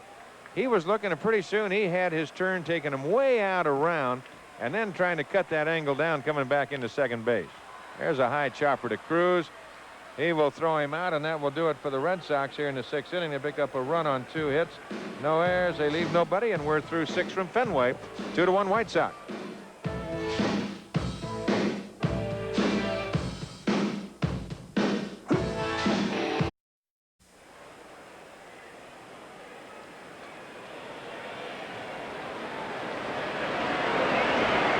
Well, on Friday, August 29th, it'll be the Sox and the Texas Rangers, and it's Busch White Sox Thermal Mug Night. The first 15,000 fans, 21 and over, who attend the game, they'll get a free White Sox thermal mug. That's compliments of Busch beer. For tickets, call 559-1212. Use your charge card or stop by the ballpark. Right here through 6, the White Sox 2 runs, 5 hits, 1 error. The Red Sox a run on 2 hits, no errors. Along with Frank Musser, I'm Don Drysdale. We go to the 7th, and back to the mic. Here's Frank. Okay, Don, and Russ Mormon leads it up and takes a strike on the first pitch from Dennis Boyd. Mormon is 1 for 2. He grounded out to the third baseman Boggs in the 2nd, then singled off the foot of the shortstop Quinones in the 5th. Fouls that one back for a count of 0-2. But Mormon was on when Fisk hit a hanging 0-2 curveball off the foul pole in left for a 2-run home run. Armas has homered for Boston, and Chicago leads 2-1. Popped him up foul off the right side. Under it, Buckner. And hauls it in. Quite a pitcher's duel, and I got some figures for you. That was the 92nd pitch thrown by Dennis Boyd. 65 of those pitches have been strikes. Only 27 have been balls. Richard Dotson has thrown 72 total pitches. 50 strikes, 22 balls. You throw strikes, you got a much better chance. Here's Fisk, the difference in the ball game. The home run in the 5th was his 9th of the year, giving him 48 runs batted in. Prior to that, he had grounded out to third. At one stretch of the ball game, Dennis Boyd had retired 11 White Sox batters in a row.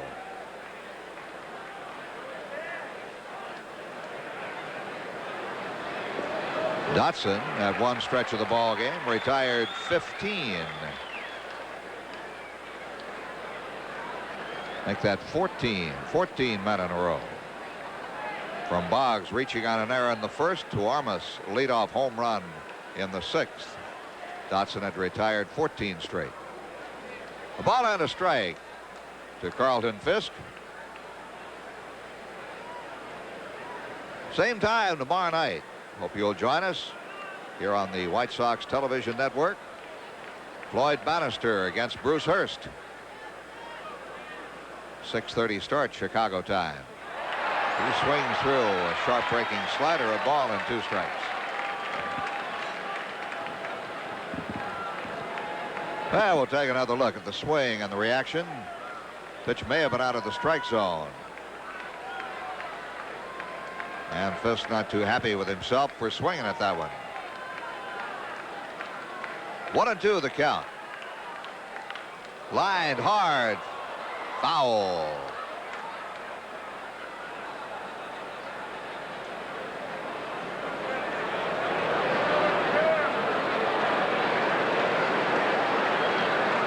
So Pudge will come back and try it again with a count now of a ball and 2 strikes, 1 out. Good level swing. The ball is hit hard, but he's pulled it just foul. It'll go off the glove of a spectator or the hand. No, he had a glove on there. That's the one that tried to make the catch, could not. That was really not interfering with the ball in play. The ball was headed in toward the seats.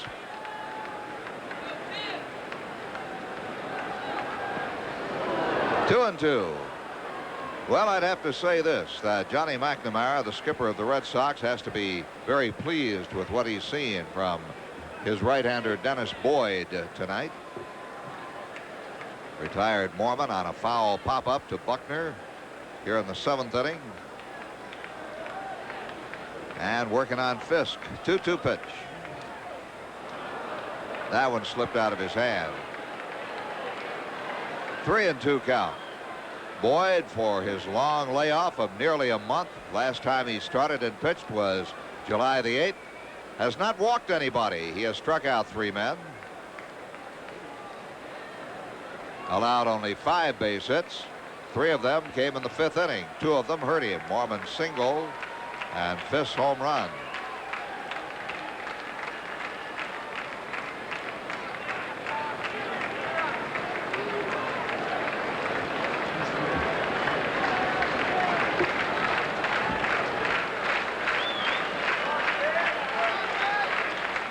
Little looper. That one is a fair ball. Base hit for Fisk.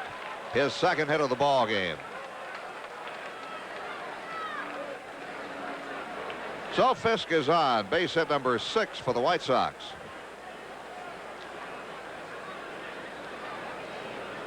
Let's see the pitch again.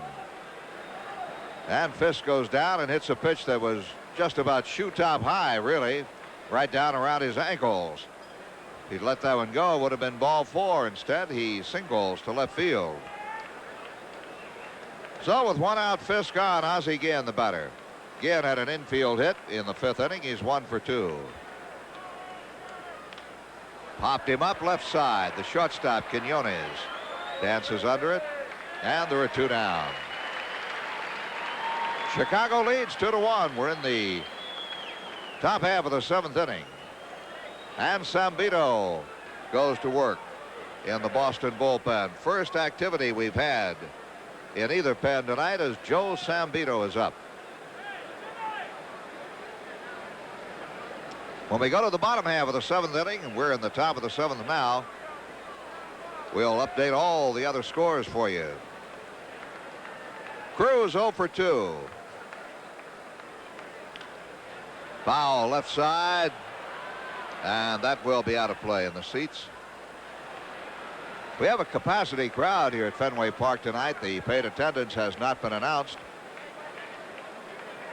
I heard before the ball game they were going to have a sellout. Then when the game started, there were quite a few empty seats, but a late arriving crowd probably held up at the gates coming in, and everything is filled.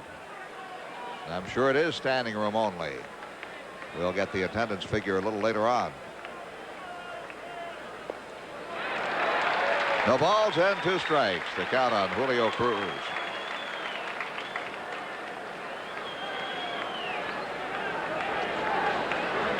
Sox trying to hang on and increase a 2-1 lead. All the runs on homers. The pitch. Right at the 2nd baseman, Marty Barrett. Throws him out to retire the side. End of 6.5. The White Sox lead 2-1.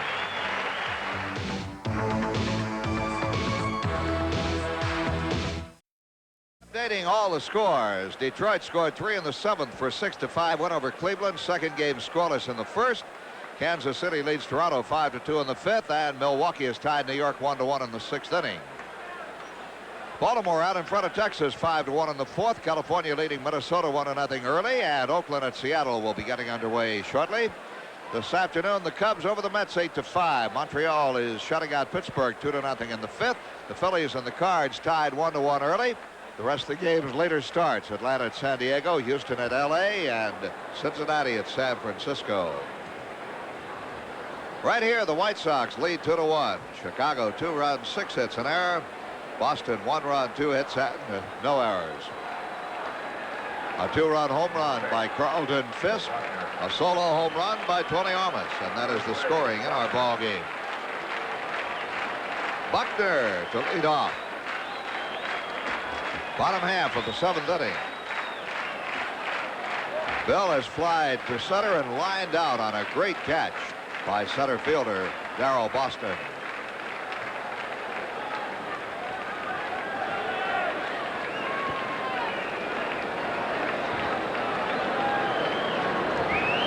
So the pitchers' duel between Richard Dotson and Dennis Boyd continues at Fenway Park.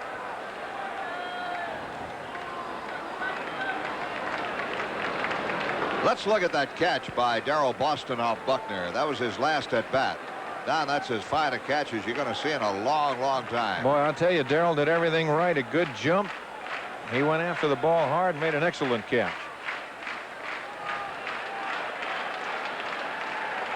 Two balls and no strikes. And when you have a one-run ball game, a play like that looms even larger. And we do have a one-run ball game right now. Chicago leading 2-1. Dotson with a fastball for a strike, and it's 2 balls and 1 strike. And tonight, Don, we're seeing a completely different Richard Dotson. Well, he's pitched a whale of a ball game. There's no question about that, and I'm sure Jim Fregosi is watching him very closely down there, because this is the longest that Dot's gone, as you mentioned at the top of the program, Frank, and for a long, long time. Since the 4th of July. That's going to be a base hit, and Buckner has a leadoff single. Here in the bottom half of the 7th inning, the 3rd hit off Dotson.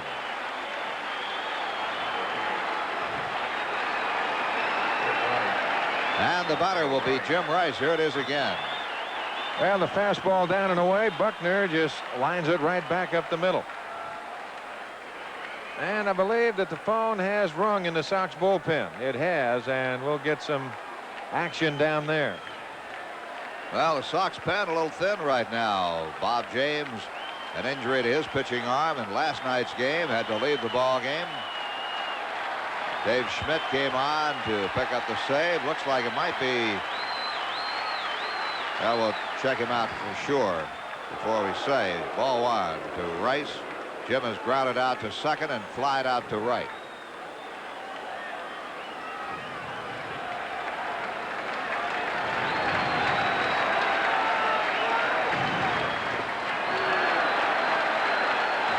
And now Dotson goes behind Rice. 2 balls and no strikes. Well, Dot has lost a little bit of the fastball, and certainly you would expect that as you look at Nelson, the right-hander, and Series, the left-hander. But what he's got to do right here, he's got to stay with whatever he has left in the tank. In the air, right field, not too deep. Baines got a good jump coming on, makes the catch. Had a notion to throw to first, but no chance to double Buckner off. 1 out. In other words, a lot of times a pitcher will get in a situation like this where they will say, well, I know I'm losing it, so I will finesse just a shade. But in a situation like this, playing here at Fenway, now Bosman's going to come out and he's going to talk to him, and number one, he's going to find out exactly how he feels. But from up here, just with an eye, there's a little bit off of the fastball. But what you don't want to do in a situation like this, you don't want to finesse to the point to where you get yourself hurt. You've got to go with what's left in the tank, hope that you can get out of this inning right here, then you go back in fresh. You've still got to lead 2-1. The manager says, how do you feel? And, well, you got to be honest with him, say I'm losing it a little bit, and let him make up his mind what he wants to do. Oh, Bozzie out there talking with Dot, and I'm sure telling him the same thing. Well, I was just talking to that young lady and her husband, Jane Fonda, over in the booth. Tom Hayden, her husband, with her back up behind, and their young son Troy here in Boston to watch the game tonight. Just came from Cooperstown. Don Baylor, the batter, with one out, and Buckner at first.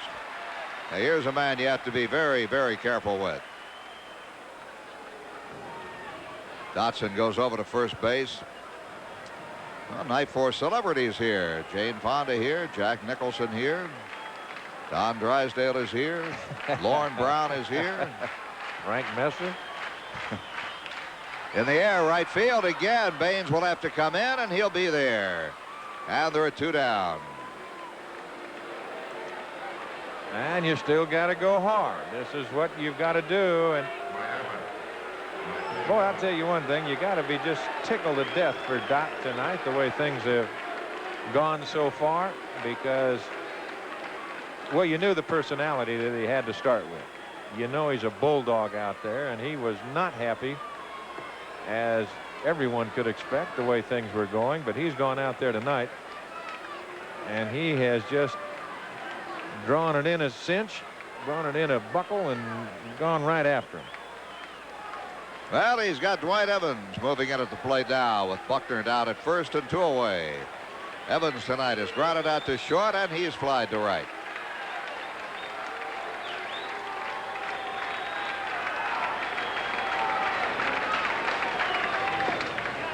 Ball one. Well, the Red Sox just keep coming at you with people who can beat you with one swing of the bat. Evans, 14 homers, 64 RBIs. 1-1 to Dwight.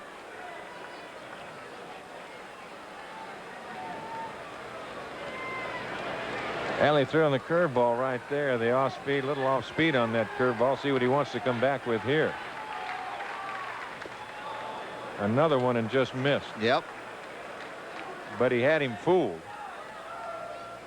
2-1 the count. Buckner's getting a pretty good lead over there. You'd love to see Dot just give him his #1 move.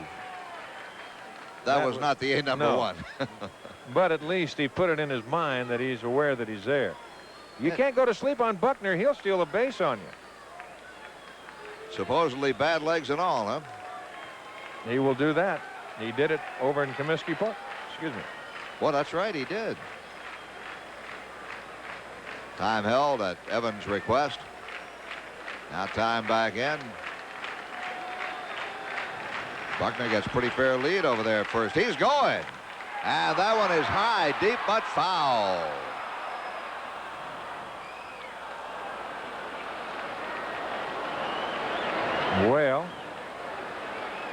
Well, you're even on the count, Mr. Musser.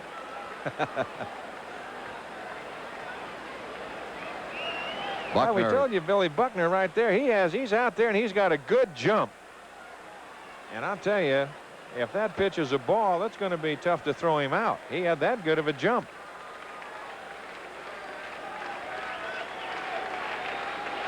So 2 balls and 2 strikes.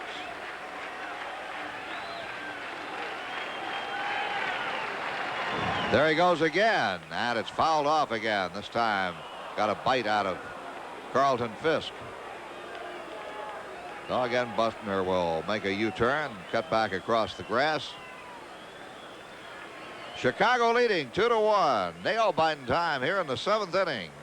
A leadoff single by Buckner. Then Rice and Baylor both flying out to shallow right field. And Dwight Evans the batter. Well, Carlton Fisk looking over there in the dugout just to check and see. Even though the count's 2-2, Buckner's gone on the last 2 pitches. You want to pitch out. They wanted him to tell Dotson to throw over there. Get him back there a step if you can. Well, it did cut his lead down just a bit. Now Evans will step out. Time will be called at home plate.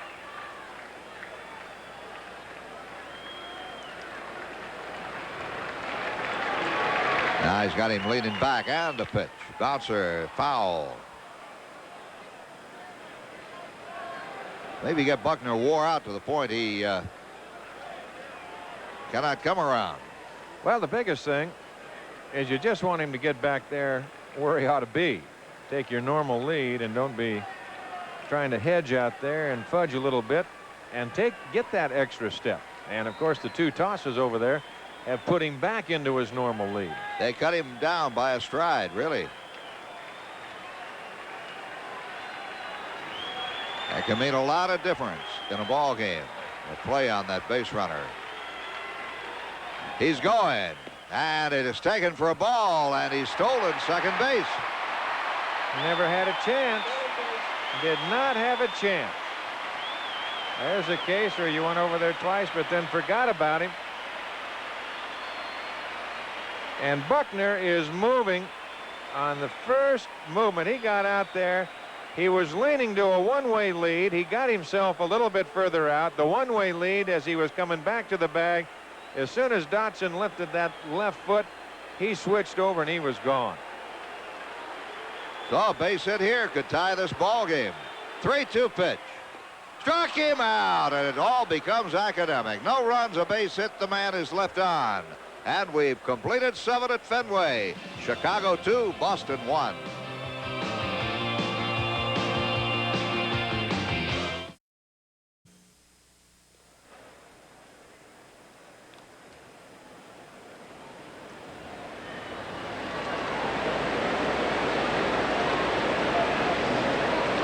On Wednesday, August 27th, when the Sox take on the world champion Kansas City Royals, it'll be Fuji Camera Day. All fans with cameras will be permitted onto the Comiskey Park field beginning at approximately 6 p.m.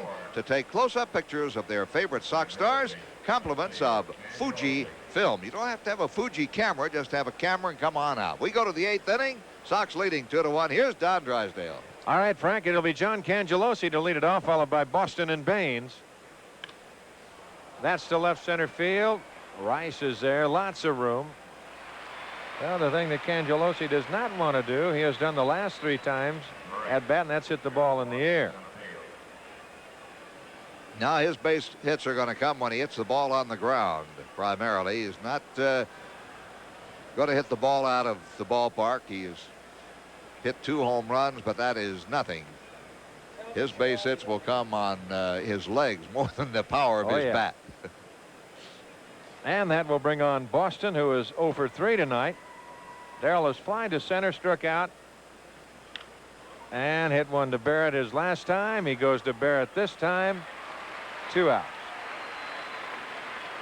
Well, very quickly 2 outs as Gene Nelson throwing down in the Sox bullpen as the hitters aren't giving Dotson much of a chance to rest. It'll be interesting to see if Dot comes back out as Harold Baines will stand in. Harold taking a little time getting up there. Yeah, he's got to take a pitch or 2 also. At least one. Both Cangelosi and Boston went out on 1 pitch. That looks like Schiraldi up out in the Red Sox bullpen. Calvin Schiraldi.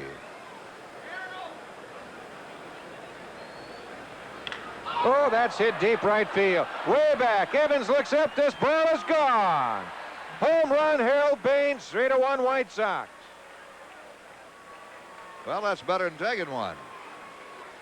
At that time, I'm sure Baines was up there thinking, hey, the first 2 guys went out on 1 pitch. Boyd is going to try to throw that fastball right down the middle and get a strike on me, knowing I'm not going to swing at that first pitch. So what does he do? He swings at it, and Bush Beer will contribute another $250 to the Chi Sox kids to fight terminal illness in children. There it is. It's right there for him. And Harold jumps all over it for his 16th home run. Boy, that got out of here in a hurry, and the White Sox a very big run. They lead it 3-1, and that will bring on Jerry Hairston. Now, Harold now has extended his hitting streak to a -4 games, but his 16th home run of the year and 65th RBI. Timmy Hewlett on deck, Harrison the hitter. Jerry 1 for 3 tonight.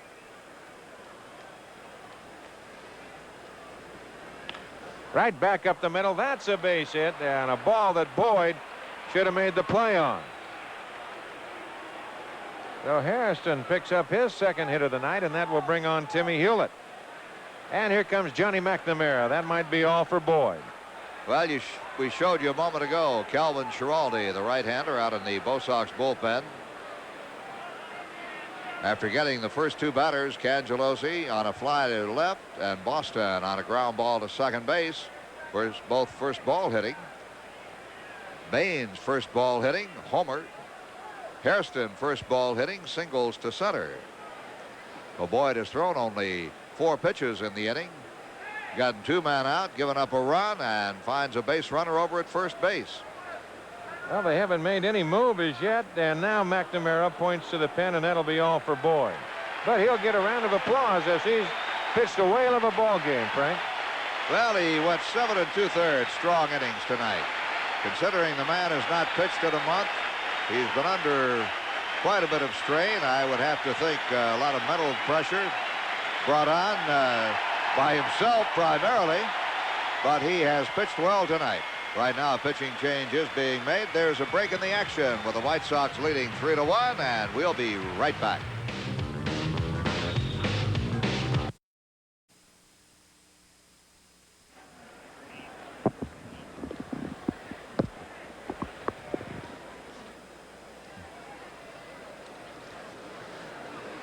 Calvin Schiraldi is the new pitcher for the Bo Sox. Schiraldi with no one-loss record, 1 save in 6 prior relief appearances. This young man has pitched 15 2/3 innings for the Bo Sox this year and allowed only 1 run. He has allowed 13 base hits, walked only 6, and struck out 17 men. So he has pitched well out of the Bo Sox bullpen. In fact, the entire Boston bullpen has pitched well this year. The bullpen is 3rd in the American League in saves with 28. Baltimore and New York with 33 saves apiece. The Bo Sox bullpen has 28 saves and 33 chances. All of last year, they saved only 29 games for the entire season. So another big reason for the Red Sox success, the bullpen. Here's Don. And Timmy Hewlett stands in.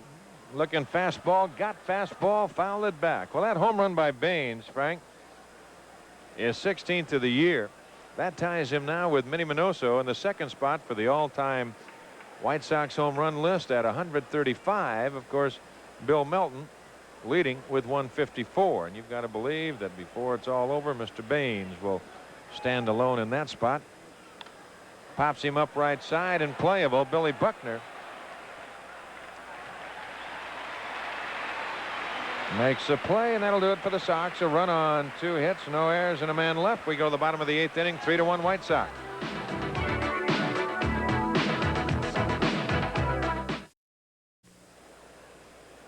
Sports Vision is your home for Sox 86 Weekly, the official highlight show of the White Sox. Only on Sports Vision, Chicago's winners on cable.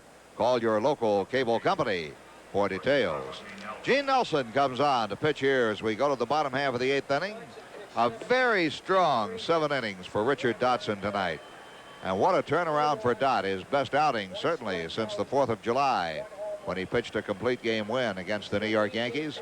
Nelson with a couple of saves to go with his 1-loss record you saw a moment ago. 82 1/3 innings, 82 hits, a hit an inning, 29 walks, and 49 strikeouts for Gene Nelson. 5 wins and 2 saves, 4 losses, ERA 3.50. And Nelson done a good job at keeping the ball in the ballpark this year. He has allowed but 3 home runs. So 3-1 Chicago lead. Let's look at Dotson's line across. 7 innings, 1 run, 3 hits, no walks, 1 strikeout. He struck out the last man he faced, Evans. So we go to the bottom half of the 8th. Chicago leading 3-1. And Rich Gedman will lead it off. It'll be Gedman, Armas, and Quinones in that order. That strikeout, Frank, maybe the biggest strikeout of the evening. Yes. Out of play, and the count is 0-1. You're going to get 1 strikeout. That came at the proper time, yes, as far as Rich Dotson is concerned. Just as it appeared that Dot was letting it slip away from him there in the 7th, he reared back and struck Evans out to get the 3rd out, and now a fresh Gene Nelson on. Off the end of the bat to Ozzie Guillen. Looks at it, throws him out, 1 away. And that will bring on Tony Armas. I think it's a good move bringing Nelson in at this stage, Don. You Some managers say, well, we'll leave the other pitcher out there until the guy gets on. I've never completely understood that strategy. As you look at Jack Nicholson. Talking to Jack a little while ago, he's doing a film up here. He's going to be up here for about 3 more weeks. Oh, is he? He's enjoyed it very much. Gets a chance to get out to the ballpark. As we talked about it before, he's a great sports fan.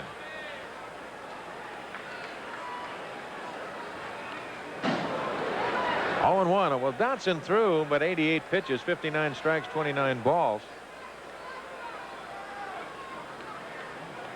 But Jim Fregosi, as you were talking, just to carry on, I think your train of thought there, Jim wasn't going to let him go out there and just put a man on. He knew he was losing it just a shade. He got out of the 7th inning. So you bring somebody in fresh and they don't come in a jam. And they have a little leeway. That's very true. Ozzie Guillen at short to Mormon, and they get him. You've got to know in your own mind that you're going to have to bring that relief pitcher in sometime. So why not bring him in there to start off the inning? I've never understood that philosophy. Well, maybe nobody will get on and your other guy will pitch a complete game. But if you feel he's losing it, and if he feels he's losing it, your coaches feel that way, make the change. Well, we're going to have a pinch hitter for Quinones. And we'll see who comes out. That's going to be Mike Greenwell. He's the young man now that led off the 9th inning of Cowley's ball game. Wasn't it Cowley who walked him as a leadoff hitter and brought a few thrills before the White Sox held on to win the ball game? That's who it's going to be, Mike Greenwell. Now Greenwell will come on and hit. This is only his 3rd at bat since he's been here. His 4th game.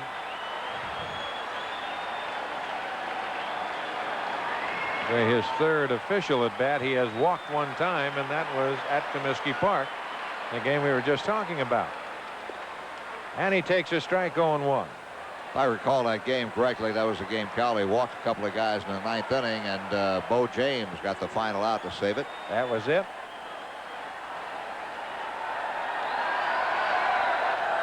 Schmidt and Searage behind Nelson. Whoever's outside. 1-1 the count. Sammy Stewart down in the Sox bullpen.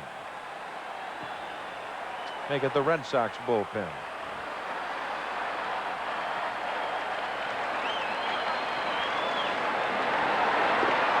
A little bit low. The count goes to 2-1.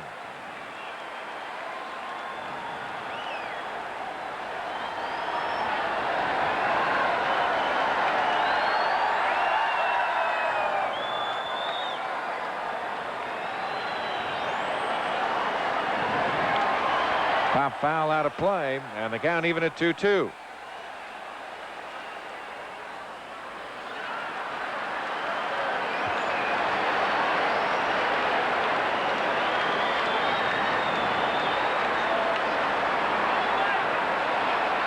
Getting a wave going here at Fenway.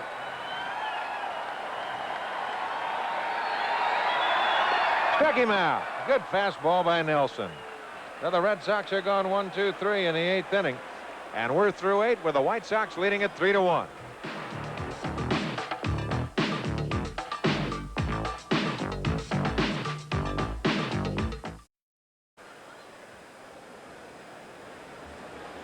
The next game on Channel 32 on the White Sox Network comes your way tomorrow night at 6:30 when the Sox play right here at Fenway Park against Boston. The probable pitchers, left-handers, Floyd Bannister for Chicago and Bruce Hurst for Boston. Huh? And Mormon will take a strike off of Schiraldi. It'll be Mormon, Fisk, and Guillen in that order. Here in the top of the 9th inning. Outside, and the count 1-1. Ed Romero, the new shortstop for the Red Sox. Mormon 1 for 3. That's low. The count goes to 2-1. But that base hit, a very big base hit, leading off the 5th inning. And then followed by the home run by Carlton Fisk that hit the foul pole to give the Sox their 2-0 lead at that time. Ooh, we got a good pitch, fouled it back. The Red Sox got a run in the 6th inning on a home run by Tony Armas, but the White Sox came back in the 8th. A home run by Harold Baines, and that's where we stand, 3-1 White Sox. And we're in the top of the 9th. And young Russ Morman has hit in every game in which he has played. Yes, sir. That's hit to center field. Armas giving ground. He is there. 1 out. And that'll bring on Carlton Fisk. Pudge 2 for 3 tonight with a pair of RBIs. In his 9th home run of the year, as I just mentioned, in the 5th inning, RBIs 47 and 48. With Ozzie Guillen on deck. If you're looking ahead to the Red Sox 9th, they have the top of the order: Barrett, Boggs, and Buckner.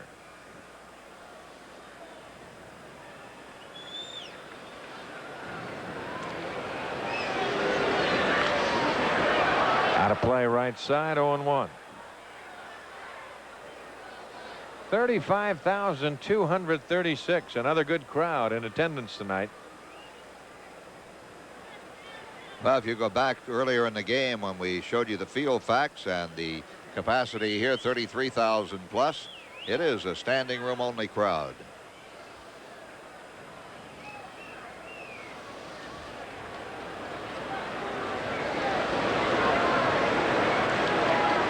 Won the count. Off the end of the bat, squib to Romero. He goes to Buckner in time.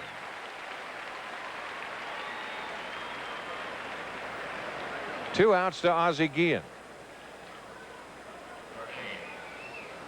Ozzie tonight is 1 for 3. He's bounced his second in the 3rd. He singled and stole a base in the 5th, and he has popped to short in the 7th.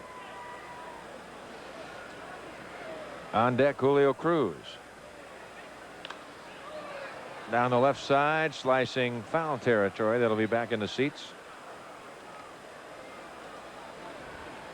Boy, it's just a beautiful day and beautiful evening here in New England. And for Sox fans, some beautiful figures out on the scoreboard. Chicago 3 and Boston 1.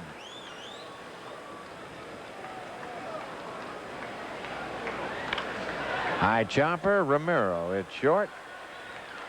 That'll do it. Sox are gone in the 9th inning. 3 up, 3 down. We go to the bottom of the 9th with the White Sox leading it 3-1.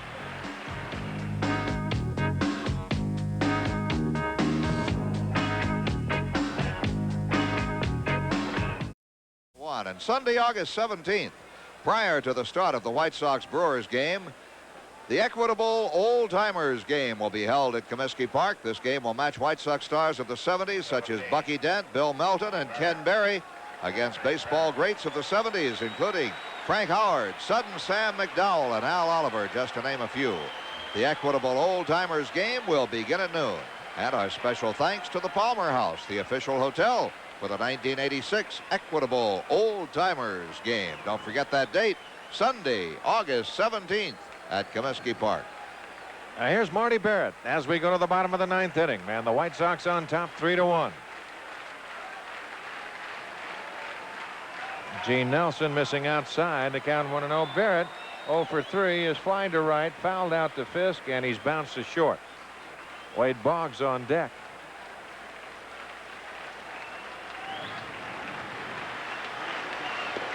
There's a strike and the count 1-1. Frank, right here, this could be the biggest out of the ball game. Oh, yes. You've got to get that leadoff man.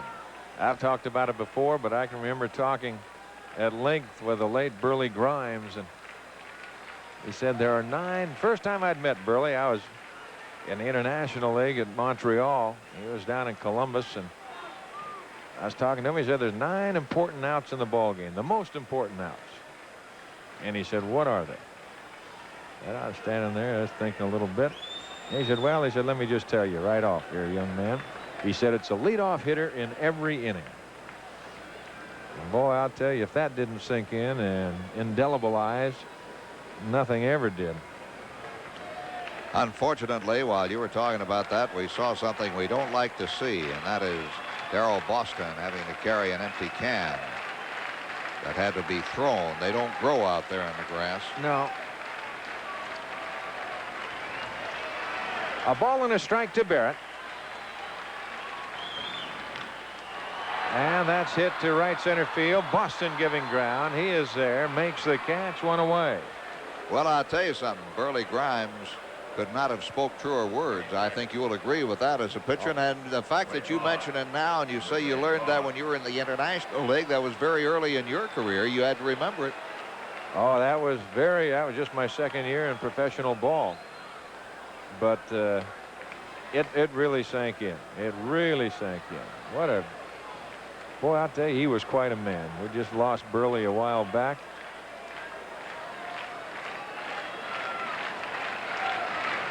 Here's Wade Boggs as he takes a strike. And the count is 0-1.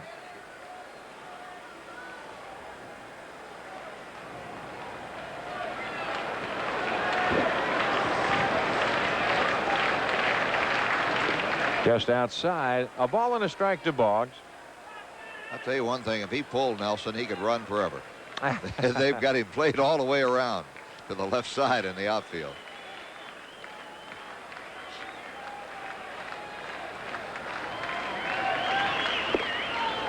And the count goes to 2-1. Boggs tonight has been on an air. Fly to center and bounce to second. He's 0 for 3 with Billy Buckner on deck.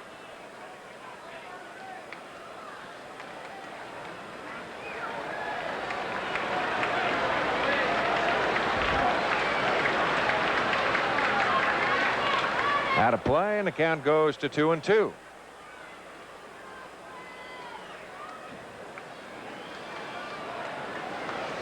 Baltimore trouncing Texas after 7-9-1.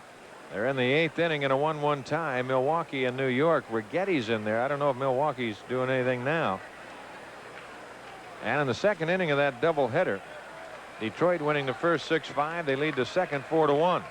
Look out for the Bengals. Got him. Oh, foul tipped, and Fisk couldn't hold it. Got a piece of it and cannot hold on to it. So the count remains 2-2. In the 8th inning, it is Kansas City 8-6 over Toronto. And in the 3rd inning, California leading Minnesota at Minnesota 5-1. Oakland will be at Seattle on the coast starting later.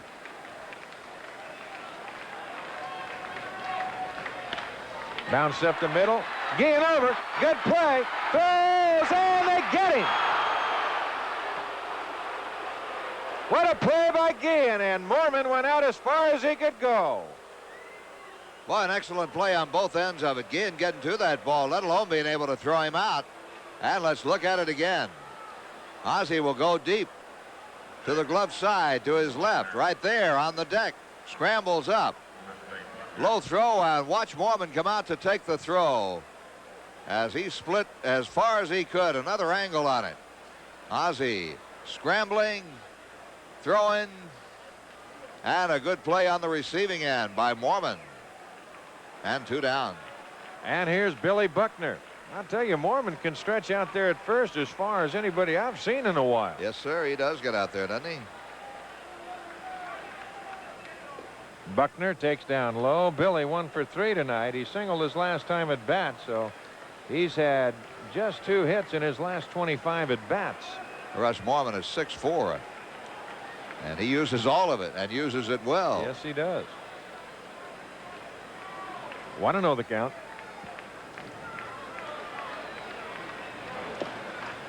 And it's 2-0. Jim Rice on deck. So here's a man that Nelson wants.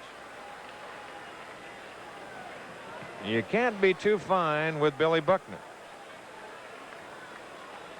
Now, he's been a tough out tonight. Routine fly ball in the 1st inning, but a great catch by Boston in the 4th, and a base hit in the 7th. There's a strike, and boy, he is hot. He doesn't like that call at all, and he tells Nick Bremigan so real quick. There was a big strike, and Buckner saying, don't tell me, I know the strike zone. I've been around here a few years. In fact, been around longer than Bremigan. Well, he probably has, yeah. Quickly, Rene Latchman, the 3rd base coach, comes down to get Buckner, and now Johnny McNamara is out, trying to calm Buckner down. He doesn't want his left-hand hitter to be thrown out of the ball game here with a chance to bring the tying run to the plate. We'll take another look at that strike that had Buckner so upset. Well, I can understand why he's a little bit upset. There was a nice receiving job of Carlton Fisk. That little backhand, little sweep upward. A little trick of the trade for some of you young catchers out there. 2-1 the count.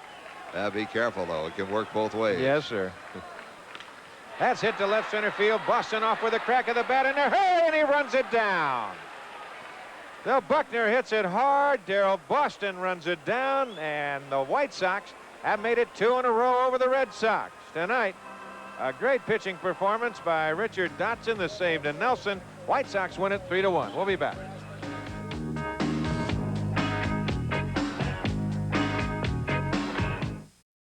The Red Sox a run on 3. It's no errors. They left a pair. Richard Dotson the winner. He is now 8-10. May make that 8-12. And Oil Can Boyd takes a loss. He is 11-7. And Gene Nelson picks up the save. That is his 3rd of the year. And the Nissan Player of the Game award goes to Richard Dotson. The Chicago area dealers are proud to present $100 in his name to Chicago Baseball Cancer Charities. So here tonight at, well, you might say the friendly confines as far as the White Sox are concerned over the last couple of nights at Fenway Park. Why, they've had 2 good ball games. 1-0 last night, 3-1 tonight, and I don't know what you can say. You just put those 2 pieces together. Dotson, Nelson tonight, a couple of timely hits, and that's what you need. Pitching and hold them there. Well, and I'll tell you, pitching was the name of the game tonight. Not only Dotson, you got to say Oil Can Boyd came back from his suspension very well and pitched a fine ball game for Boston. But as far as Sox fans are concerned, perhaps Dotson has turned the corner again. He's turned it a couple of times this year. You had to like the way that he pitched in the ball game tonight. Well, you sure happen to do that. And, of course, tomorrow night, the 3rd and final game, and it'll be the battle of left-handers, Floyd Bannister and Bruce Hurst, and that ought to be a good one right there. Banny coming off of 2 great starts. Yes, he is, and we're looking forward to that one. Well, our next game on WFLD will be tomorrow at 6:30 when the White Sox play the Boston Red Sox. Tonight's game was produced by Jim Angio. Coordinating producer was Lorene Ong. Production manager was Ken Kolb. Assistant production manager was Tom Fix. The studio director, Karen Barnett. Remote facilities provided by WSBK-TV of Boston. The executive producer for the WFLD Chicago White Sox Network was Bob Simone. Once again, the final score, the White Sox 3, the Red Sox 1. For Frank Musser, I'm Don Drysdale saying good evening from Fenway Park in Boston. The preceding has been a sports presentation of Fox Television Stations Incorporated and the Chicago White Sox.